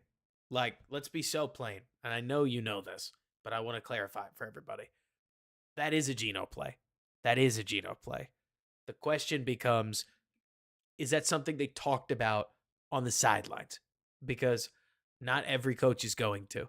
Like, where maybe, and this is a huge maybe, this is something I am not going to pretend I know. Does that partially come from Geno and Waldron and the quarterback's coach talking about, hey, when we see these alignments, we have got to throw with quality timing or we're never going to get the ball there? Because some coaches are going to emphasize it, some coaches aren't. And I'm interested to see how things work out in Chicago, in part because, like you're talking about, I mean, just to be clear, Jordan, it's the idea of emphasis and coaching, but it's still a Geno play. I mean, I know you know this, Jordan, but we just watched the NBA Finals. I think Joe Mazzulla did a fabulous job against the old Dallas Mavericks, but I thought as good as Joe did, part of what makes a coach good is when they can feature their players. Like that's kind of what I'm Jordan or Donald, you're making my point I think for me, where to me a good coach is often one that sets his player up to look awesome. And within that, you're absolutely right. This is a Geno play. There are going to be moments where McVay, Shanahan, not Waldron, in as often are going to create a design. Dabble is one of my favorite examples of this, Jordan. Where when Dabble was on the when Dabble was on Buffalo and in Dabble's first year with the Giants, there were these moments of only you, Brian. Like he'd come up with something that would mystify the defense, and you were like, he got him open, and he got Daniel Jones to throw him that ball. Okay, Brian, pop off. Whereas with Geno, it's more like, hey, we have reclaimed something. Like pretty much, Jim. I actually think that's a great way to put it. Where it's like, there's going to be a lot of things that we're going to give a credit to Geno. So is it Geno, or is it yes Geno, but partially because he's had the right coach? That's what I don't know the answer. But like, Derek, you mentioned yes, Caleb throws with anticipation. He didn't have to do it in college as often as you're going to see in the NFL, so he didn't force it when he didn't need to. But you definitely see examples of anticipation, and we're hearing examples out of camp of him trying to push, or of him trying to press his own ability to throw with anticipation. Some of that is hope, like the OTA stuff is definitely hoping that Caleb continues to hone this. But you saw enough examples throughout Caleb's career of throwing with anticipation where I wouldn't be expressly worried. You'd love to see more. You'd always love to see more. But in the college game, I see a lot of coaches wait, or a lot of quarterbacks, especially quarterbacks with big arms, wait until something's open. I will tell you this, in my opinion, Caleb's release, this is what you need to hear, Derek. Caleb's release makes see it, throw it work a lot better than things were with Fields. Looking back, I didn't have a great sense of timing when I initially did my Fields evaluation. Fields taught me a lot about how important it is to not be late, and especially in the NFL, but even in college. Um, even in college, being late did not hurt you at Ohio State. So Fields being late looked often relatively on time. But so like kind of like Jim is mentioning, the other thing that I've seen, Jim, is that you just college is such a widespread out game that you don't need as often to be anticipatory. It's not to say you never need to be anticipatory, but the style of ball, this is not a criticism, this is my opinion. Um the style of ball that Kurt Warner pined for in some of his collegiate reviews, you are going to see at like mid to lower levels of football, whereas at the some of the higher levels of college football, you're just not going to see as many quarterbacks consistently do that. They just don't even have to in many cases. Like you designed the offense to basically not make the quarterback do it because it's as hard as it is. But I don't know. Like it's weird. Uh it's a very weird eval. But maybe who knows? Maybe I'm coping. I see what is it? Yeah, I remember that, Alex. Like the funny thing to me, Derek, to give you one more bit of answer, is with Caleb, I think that there's some anticipation that definitely needs to be improved, but it helps that his release is so quick that he saves time compared to some NFL quarterbacks, which can help him with getting the ball out quickly enough. But we'll see. Jim, that's hilarious.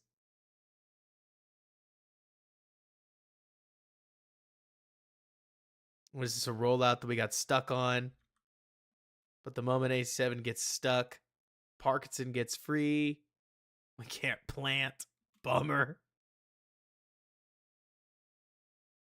At least we fell forward for like a decent amount. It's so funny because this looks to me, in a lot of ways, very similar offensively to what we've seen from every Bears group playing against a good D line with a bad O line. But we'll see. But hopefully some of that changes. Hopefully there's a little bit more stability. But like run a bunch of wide zone and then run a bunch of play action off of it is like it's kind of the first thing that you see in the modern NFL. How do I work around a bad offensive line handbook? Because it gets the defense moving, spreads them out wide, and then lets you do play action stuff that creates pockets out of nothing. Can we place this ball? No, we cannot.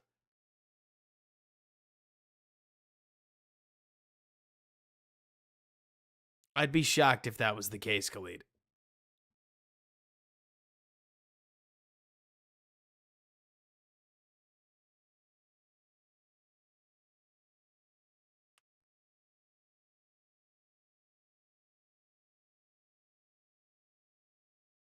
Resigned Tanner Gentry, right, Jim?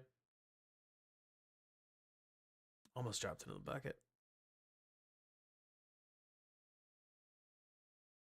Where's the first down marker?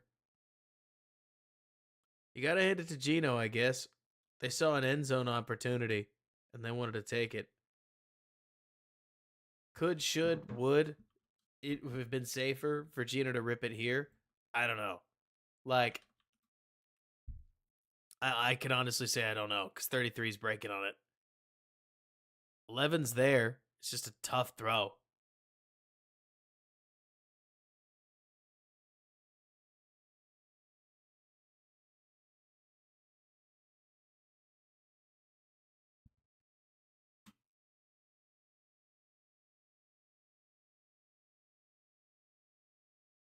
Jordan, I can honestly say that I think it's a both and. Like, I think that the plan that you had, theoretically, to build out a competitive Bears roster starting in 2022, probably, knowing what we know now, this is my opinion, right? Knowing what we know now, I think that your plan to rebuild the Bears would have had the Bears stuck and mired in mediocrity. That is my honest opinion. I also think that Donald to say that Poles had to rebuild the roster is a little bit of a stretch, and also doesn't totally acknowledge that the Bears have gotten extremely lucky to be where they are.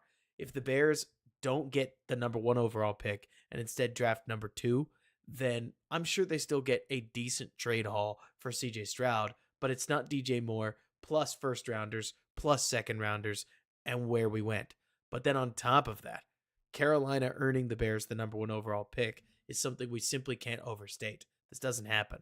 It doesn't happen at all. Lightning struck and the Bears caught it in a bottle. Like, it is crazy that that happened. Like, the reason the Bears look as good as they are, in my opinion, is because they are a bananas lucky organization over the last 2 years. And they've had key development across a couple. But I don't know.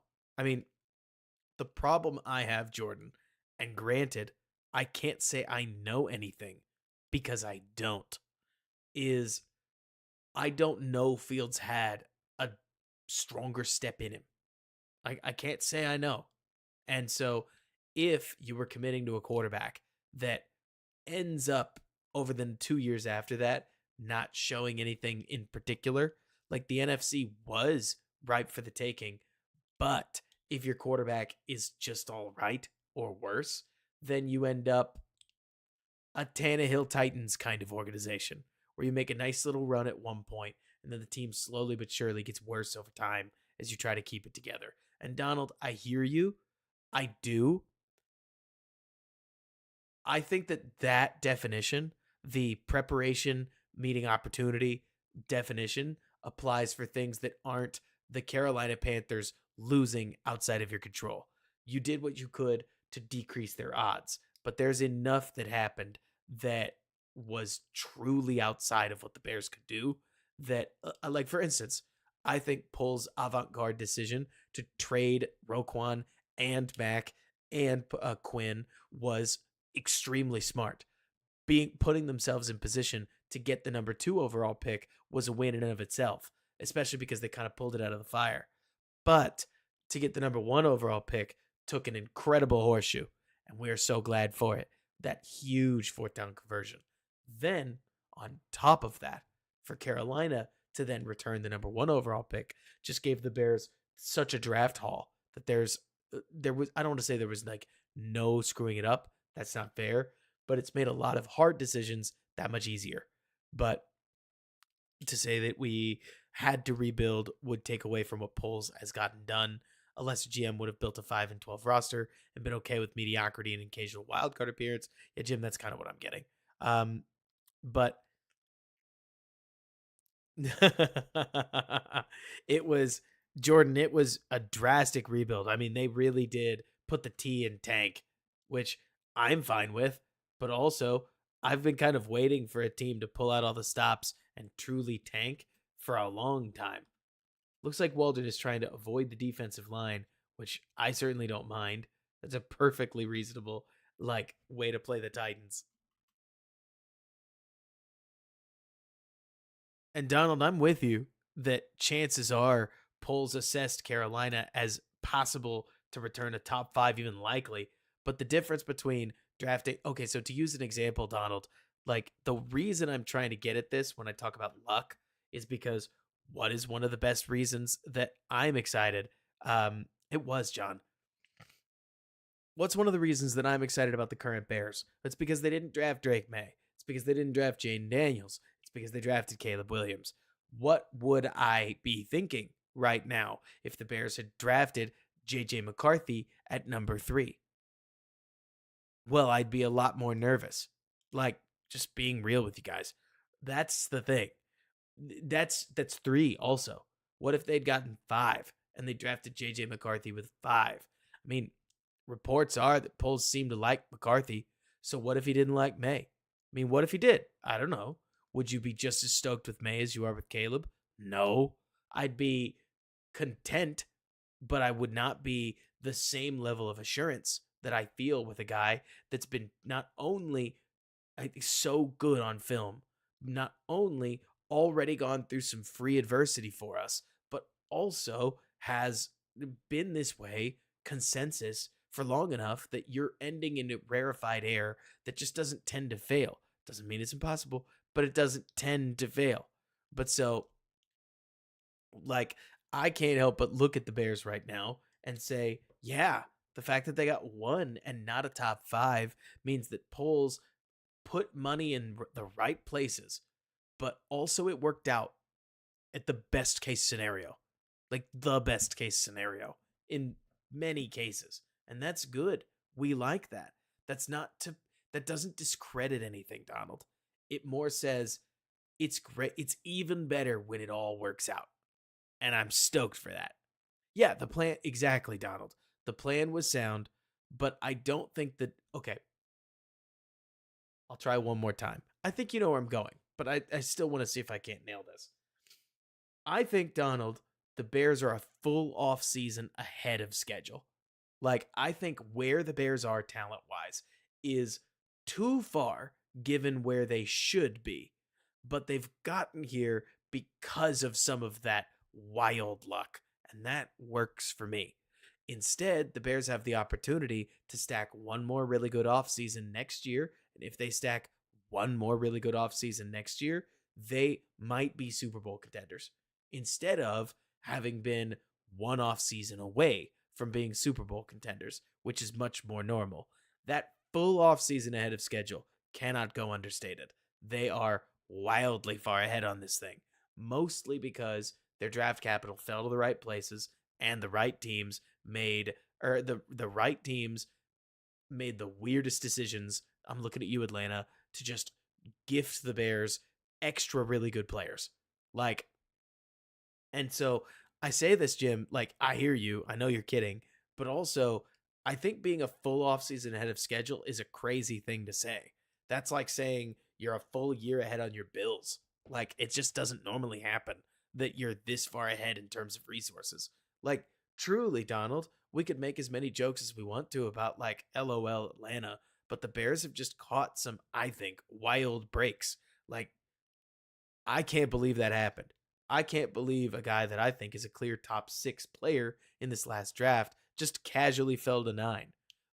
And so, like, exactly. I mean, in Jordan, it's so funny because you talk about Booker, and I think Booker is a hilarious one because I think it's fairly lucky, but I don't think it's as lucky as I think some other people do, mostly because yeah, he already got through 4 rounds. So what was one more? But even so, it's still a sweet player, and it's the kind of player that you want to grab. Young, traitsy, like on the right or on the right career path, and by all accounts, he's been disruptive during OTAs. And so I can't help but look at this and say, because Jordan, you mentioned, but every great team has that kind of luck. Yeah. Yes. Yes, Jordan. Yes, Donald. I agree with you that there is a lot of luck in what makes the Patriots as good as they were and the Chiefs as good as they are, right? Like, I'm not telling you, Jordan or Donald, that other great teams haven't also been lucky. I'm telling you the Bears are lucky. A lot of great teams have been lucky. Don't be shocked if that's the way that this works. And Derek, I also hear you on that. That I don't ever want to make it sound in these moments like I'm trying to tear credit away from polls. You have to be in the right place for the rebound to fall to you, no matter how lucky it might be.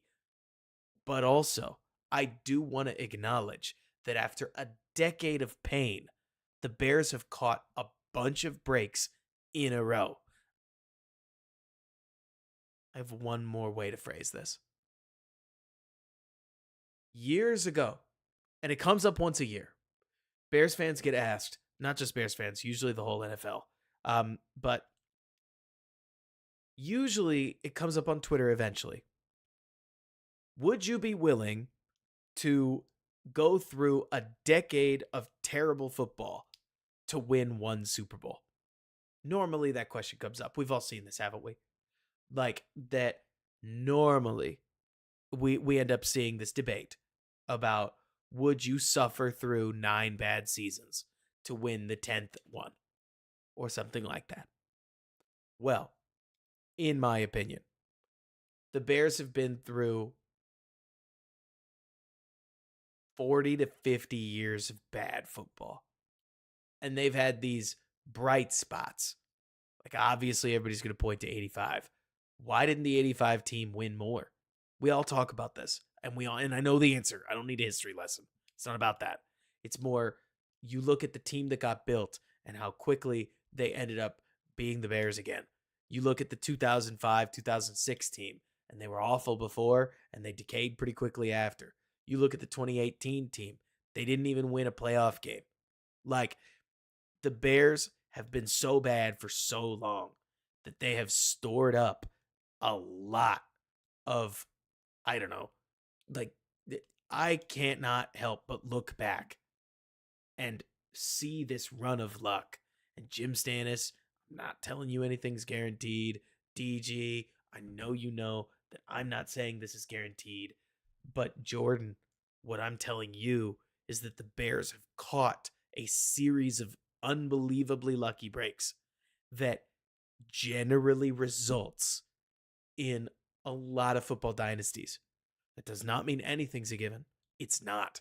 But the NFL or the NFC is particularly weak at an unusually opportunistic time to where the Bears are about to be one of 3 teams with a decent quarterback on a rookie deal.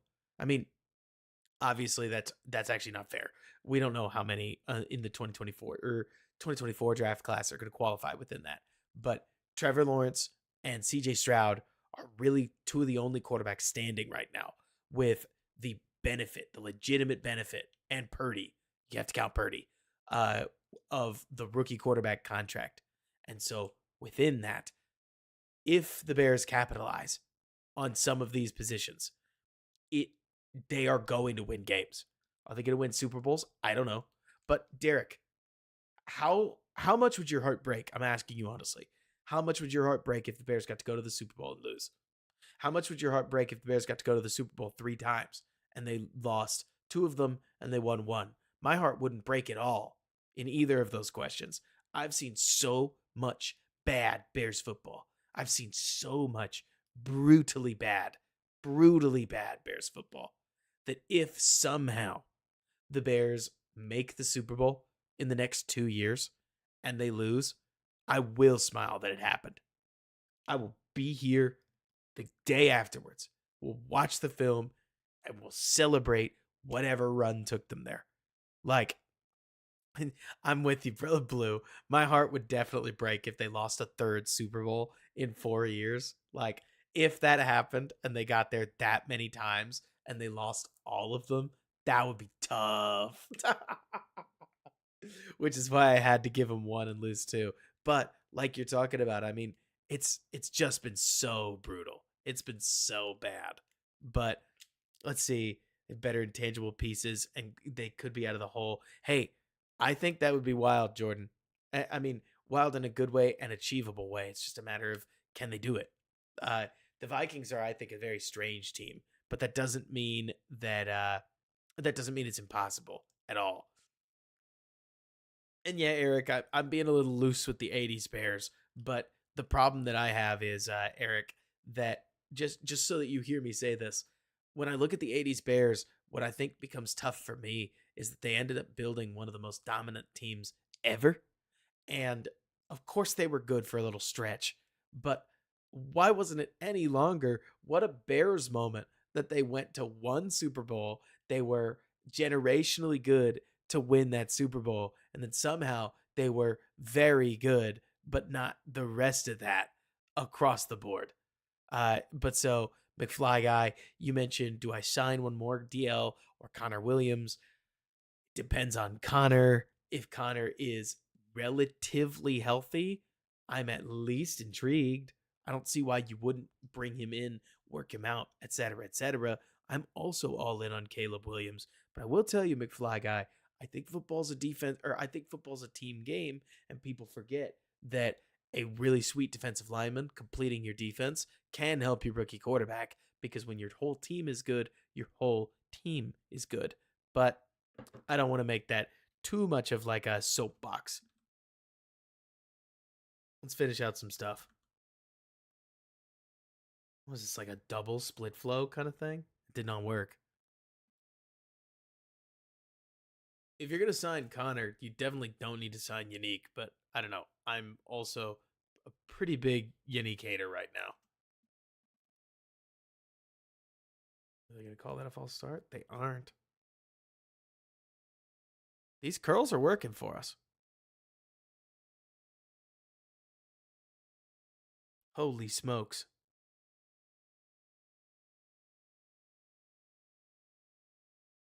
Oh my gosh. That blitzer just came through and teed off on our guy. So, Jordan, the big question that I'm always going to have about the Vikings, it's the same question I have about the Lions, is how long are we going to survive with that DB talent? And so, I don't know the answer. I mean, they survived plenty long last year, but as good as Flores is, and he is really good, does any of that decay? This is where I don't know the data. I would tell you if I did.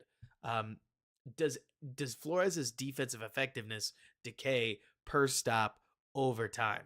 Like now that it's the second year in the system, what happens? I don't love Dallas Turner. I definitely don't love him immediately. I'm sure he'll overperform my basement level expectations, but I don't think that you can basically spend like the part that I don't like about the Vikings going forward. And Jordan, this is kind of a similar rant that I went on about the Lions a little while ago, talking about how I felt like the Lions draft is gonna make was gonna make. I remember 2 years ago I talked a lot about how I thought the Lions draft was gonna make them look really good in the short term, um, and then over time they were gonna run out of resources, and everybody was gonna look back and wonder how it all fell apart. With Dallas Turner, I like his length. I like that he is strong. I don't feel like he has a go-to winning move immediately. And so, in terms of how does he find one? Well, he's with the right defensive coordinator that's going to get him a whole bunch of one on ones. It really is a sweet pairing for Dallas. But I ended up having him as my edge three in this last class just because I didn't feel like I could put him over Verse, who I knew how he won, and Latu, who I knew how he won. It depended on what you thought of the medicals. I tried to do an anti-medical thing, but blah blah blah, whatever. Um, the main thing I see with the Vikings, therefore, really does come down to the defensive stuff. But it's not because I think Flores is bad, but also because I think their quarterbacks are question marks. But I'm higher on Darnold. When you talk to me, you're going to get a guy who's generally higher on the quarterback than the consensus, like across the board. Um, that's part of why I felt so bad being pretty low on Fields by the end of the Bears tenure, is because I will look this whole camera in the eye and tell you that Darnold is not bad. He's not that bad at the very least. Like he's very whatever you think of Andy Dalton. Not that they're not the same, but a similar talent level. And that's a pretty good player. That's Is it one of the top 40 NFL quarterbacks? I don't know. That's a separate question. It's more a matter of can he throw to Justin Jefferson to Jordan Addison? Yeah, he'll be all right. So then at that point, it's a matter of can the Vikings offensive line hold up? Probably. Their offensive line unit is not that bad. And so then, I don't know, you may have a decent offense held back by a bad quarterback, and they've got to get Hawkinson's injury stuff figured out, but that's separate. Um, and then the defense, if it can hang in there, is going to be all right. But so let me see. Do you see fundamentally sound football from Waldron offense? Does he look like he will have his guys ready, put in good position to win, and playing free? Generally, yes, bare truth. But also, I've watched a lot of games where the offense has been really productive. They sure seem like they're trying. They do a whole lot of very solid execution, but their offensive line in particular gets smoked so often that it can be kind of hard to tell because you can put some of these guys in as many decent positions as you want, and a lot of these offensive linemen are still not going to have a shot at blocking somebody that, I don't know, like a Jeffrey Simmons type, where there's just no way. Ooh, can we get that ball to the corner? Almost, but not quite.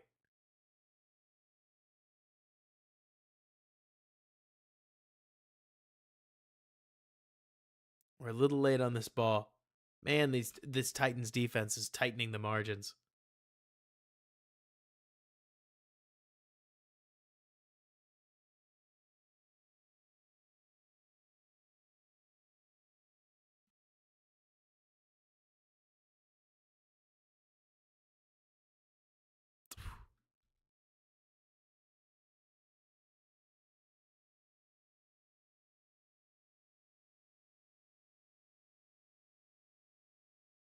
Man, Lockett will pull down some sweet catches, though. Full extension right on the fingertips, and you never had a doubt.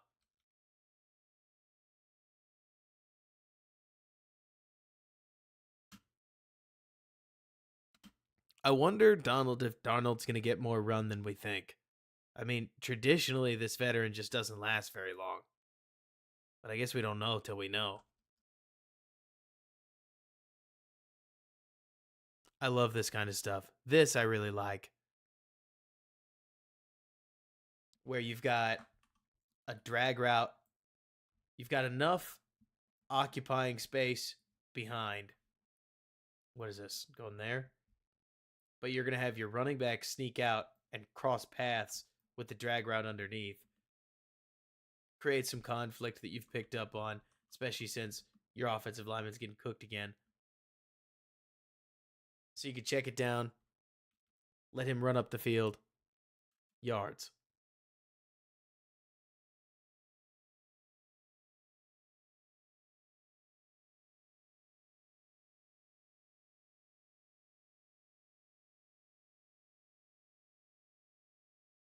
I'm going to warn you guys, I have the half in me. I am fading.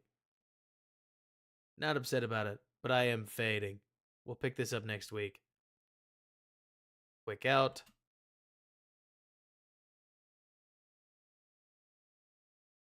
Let's see. Bear Truth mentions, if I could pick two players, any position minus quarterback, what two players would I pick up that would put us in a playoff position and a possible run? So, Bear Truth, I have one more question. I'm not doing the fantasy draft thing. These are two players that are currently available in some capacity, right? Like I can't just pick Jeffrey Simmons and gosh. If I got two of any player or like two non-quarterback positions regardless, and I was able to pick up Jeffrey Simmons and Micah Parsons, this Bears defense would be absolutely ridiculous. Realistically, the closest I'm going to get that, it's just 2D linemen. Like Bear Truth, I would be real. I think, as weird as it sounds, the Bears are in a very healthy position. And yes, they could add more offense, but two sick linemen, like if I added Creed Humphrey and also Andrew Thomas, Tristan Wirfs, like if I added two sick linemen, that'd be good. If I added a sick tight end, okay. But if I wanted instant impact, Montez Sweat, Micah Parsons, and Jeffrey Simmons would be a thing to behold. Or Dexter Lawrence and still Parsons and Sweat would be nasty. But yeah, I kind of don't get it either. And Sir Lord, I hear you. I hear you about CMC. It's a great thought.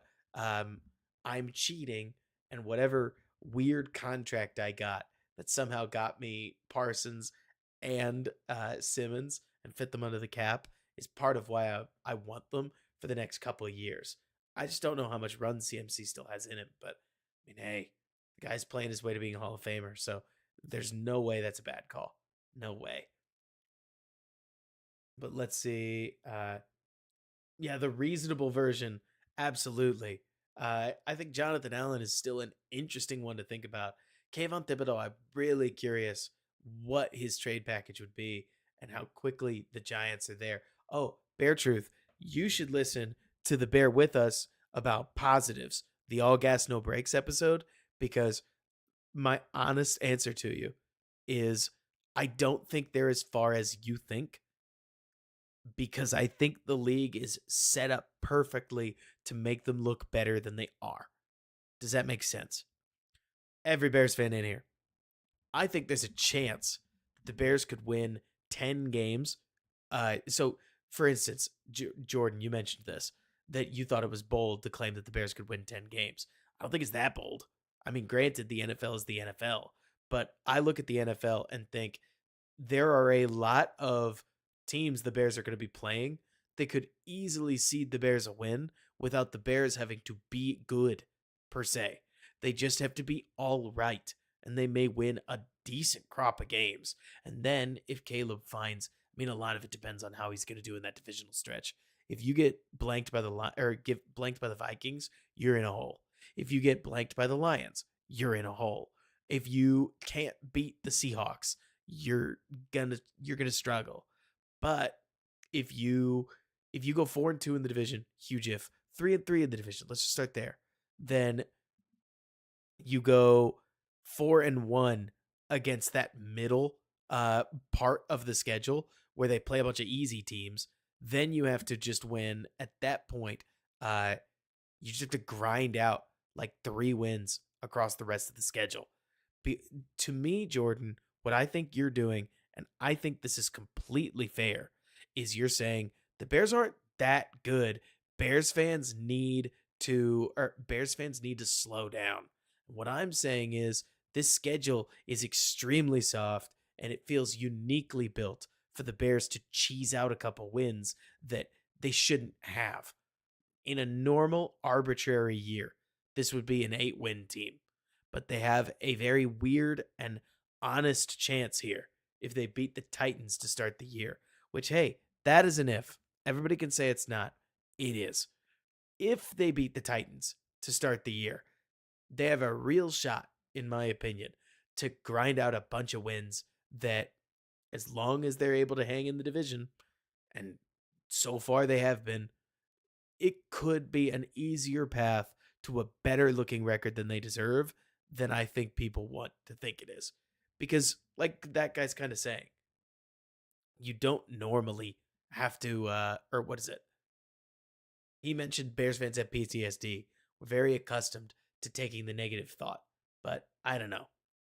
And Jordan, you're mentioning Keenan Allen, and I agree with you, but then you mentioned, what is this? Remember the Bears defense when they were all healthy? Oh, yeah, but that's without any pass rushers. But I hear you. It's also with the rookie Tyreek Stevenson, as opposed to where I think he got by the end of the year, which I do think those matter, and linebackers that barely knew their landmarks. But it's not like Montez Sweat is going to do more than help them bum slay on offense, or bum slay offenses. But you got to remember how many bad offenses they're probably going to play. And so I hear you when you talk about what happens if they lose Keenan Allen. What happens if they lose Keenan Allen? At that point, you have Rome Odunze and DJ Moore. I mean, you're basically at that point the JSN-less Seahawks, which is fine. I mean, or the Buccaneers, right? Where you need a Tyler Scott type to be your Scotty Miller type, which I get it, but I can't not pick them to beat the Titans. I feel like that game is there for the taking. I think that Will Levis could easily feed the Bears a turnover or two, and that gives them the opportunity to steal a game at home. But that's just how I feel. Empty bread any time. I got you. But so it's much as I know, I think it's reductive to say, oh, well, quarterback. I think that Will Levis he has an opportunity to be a real danger to himself. And so I guess it depends on how Eberflus is going to play him. I expect him to blitz, but that's no given. I just think that's something that they know they had success with, and something that they'll probably get back to against offenses that they think they can grind turnovers out against. But we'll see. I don't know. And that's the other thing, Bear Truth. I kind of felt like Sir Lord, good point, where you mentioned Eberflus cheeses out losses where he shouldn't. Super possible. But so, I'm very curious to see Levis within the Jake Browning system per se, but I don't know.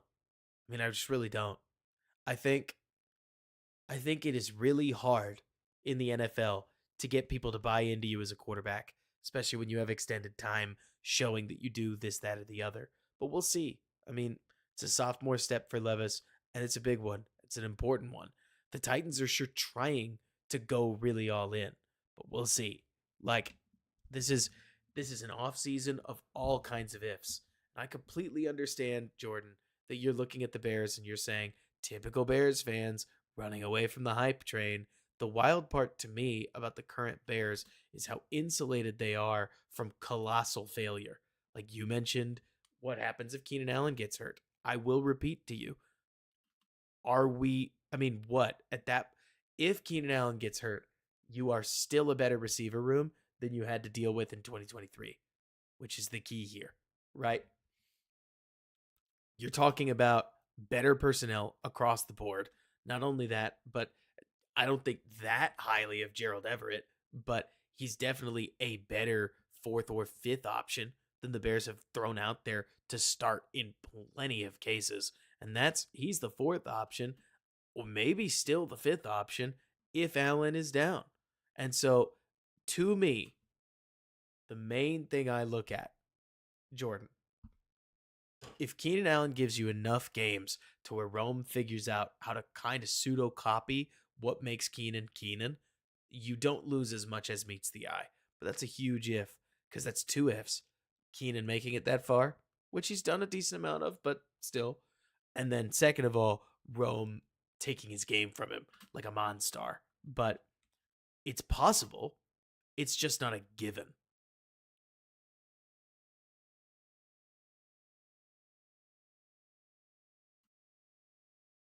That's the first half.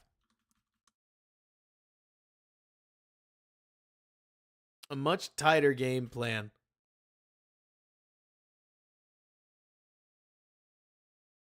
And see, a lot of your guys that you're needing to win one-on-ones, in some of these cases, just aren't. Here you even get the pocket time. 21 just defends it. Good for him.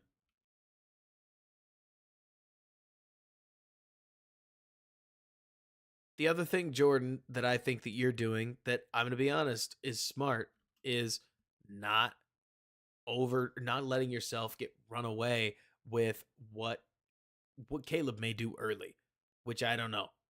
Right? Like, what's that going to look like? For most rookie starters, it's not been anything good. I do think that the Bears are a really unique team. I think that most number one overall picks, let alone rookie quarterbacks, don't get a group this solid. That's something that both JJ and Caleb have that they can speak to. And it does mean that as far as data, we get quickly into outlier territory. And when you're in the outlier, you just don't know what's going to happen.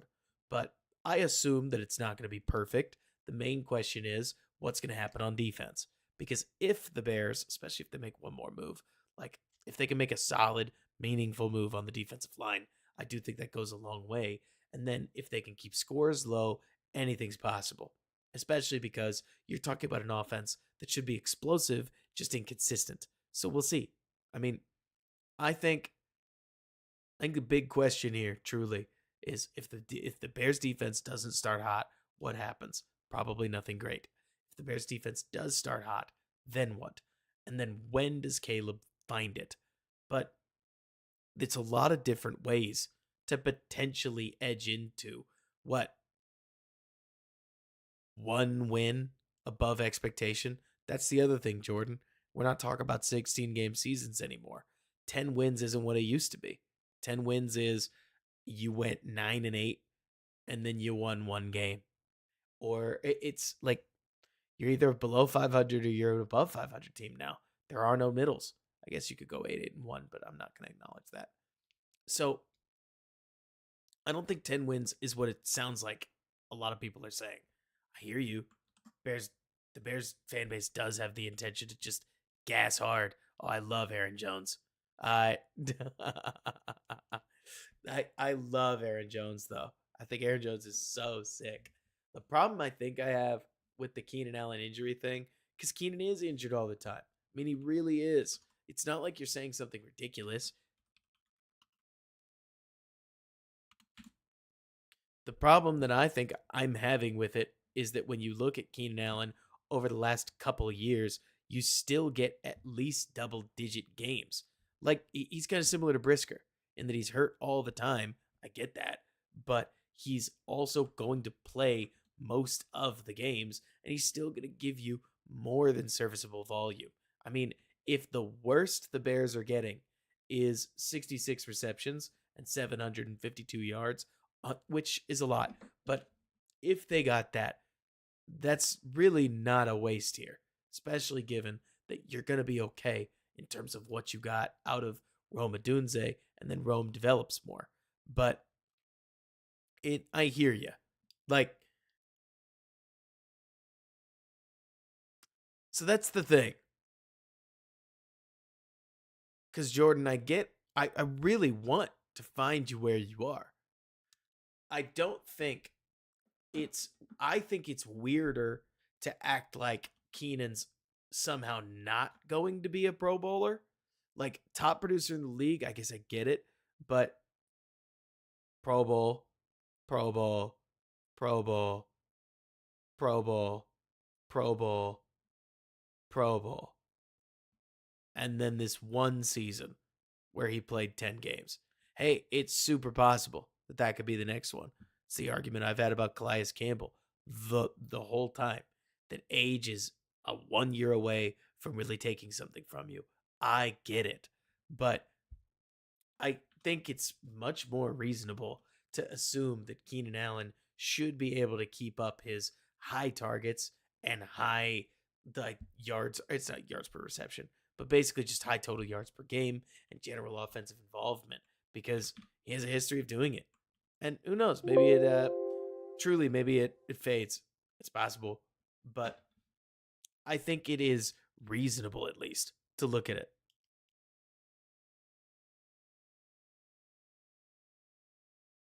Oh yeah, the 1,000 yard thing, we'll see. I mean, that straight up depends on Caleb, and that depends on how the Bears want to deploy him with Waldron and whatnot. But we're just not gonna see. Like, we're not gonna know. I'm excited to find out, fellas, ladies. Thank you guys for hanging out. Love ya. We'll put together some awesome stuff as we go, but I'm gonna go get some sleep. I'm actually gonna have to do some dishes first, but then I'm gonna go to sleep. Get some rest, everybody. We've got some exciting stuff coming up. I can't wait. And until next time, bear down. Thanks so much for bearing with me. 84 concurrent viewers? Seriously? Like, I want to say that fast. 84 concurrent viewers at midnight? You guys rule. Like this if you get the chance, if you haven't already. That always helps us. And then I'll keep pumping this out. I'm ready for it. See ya.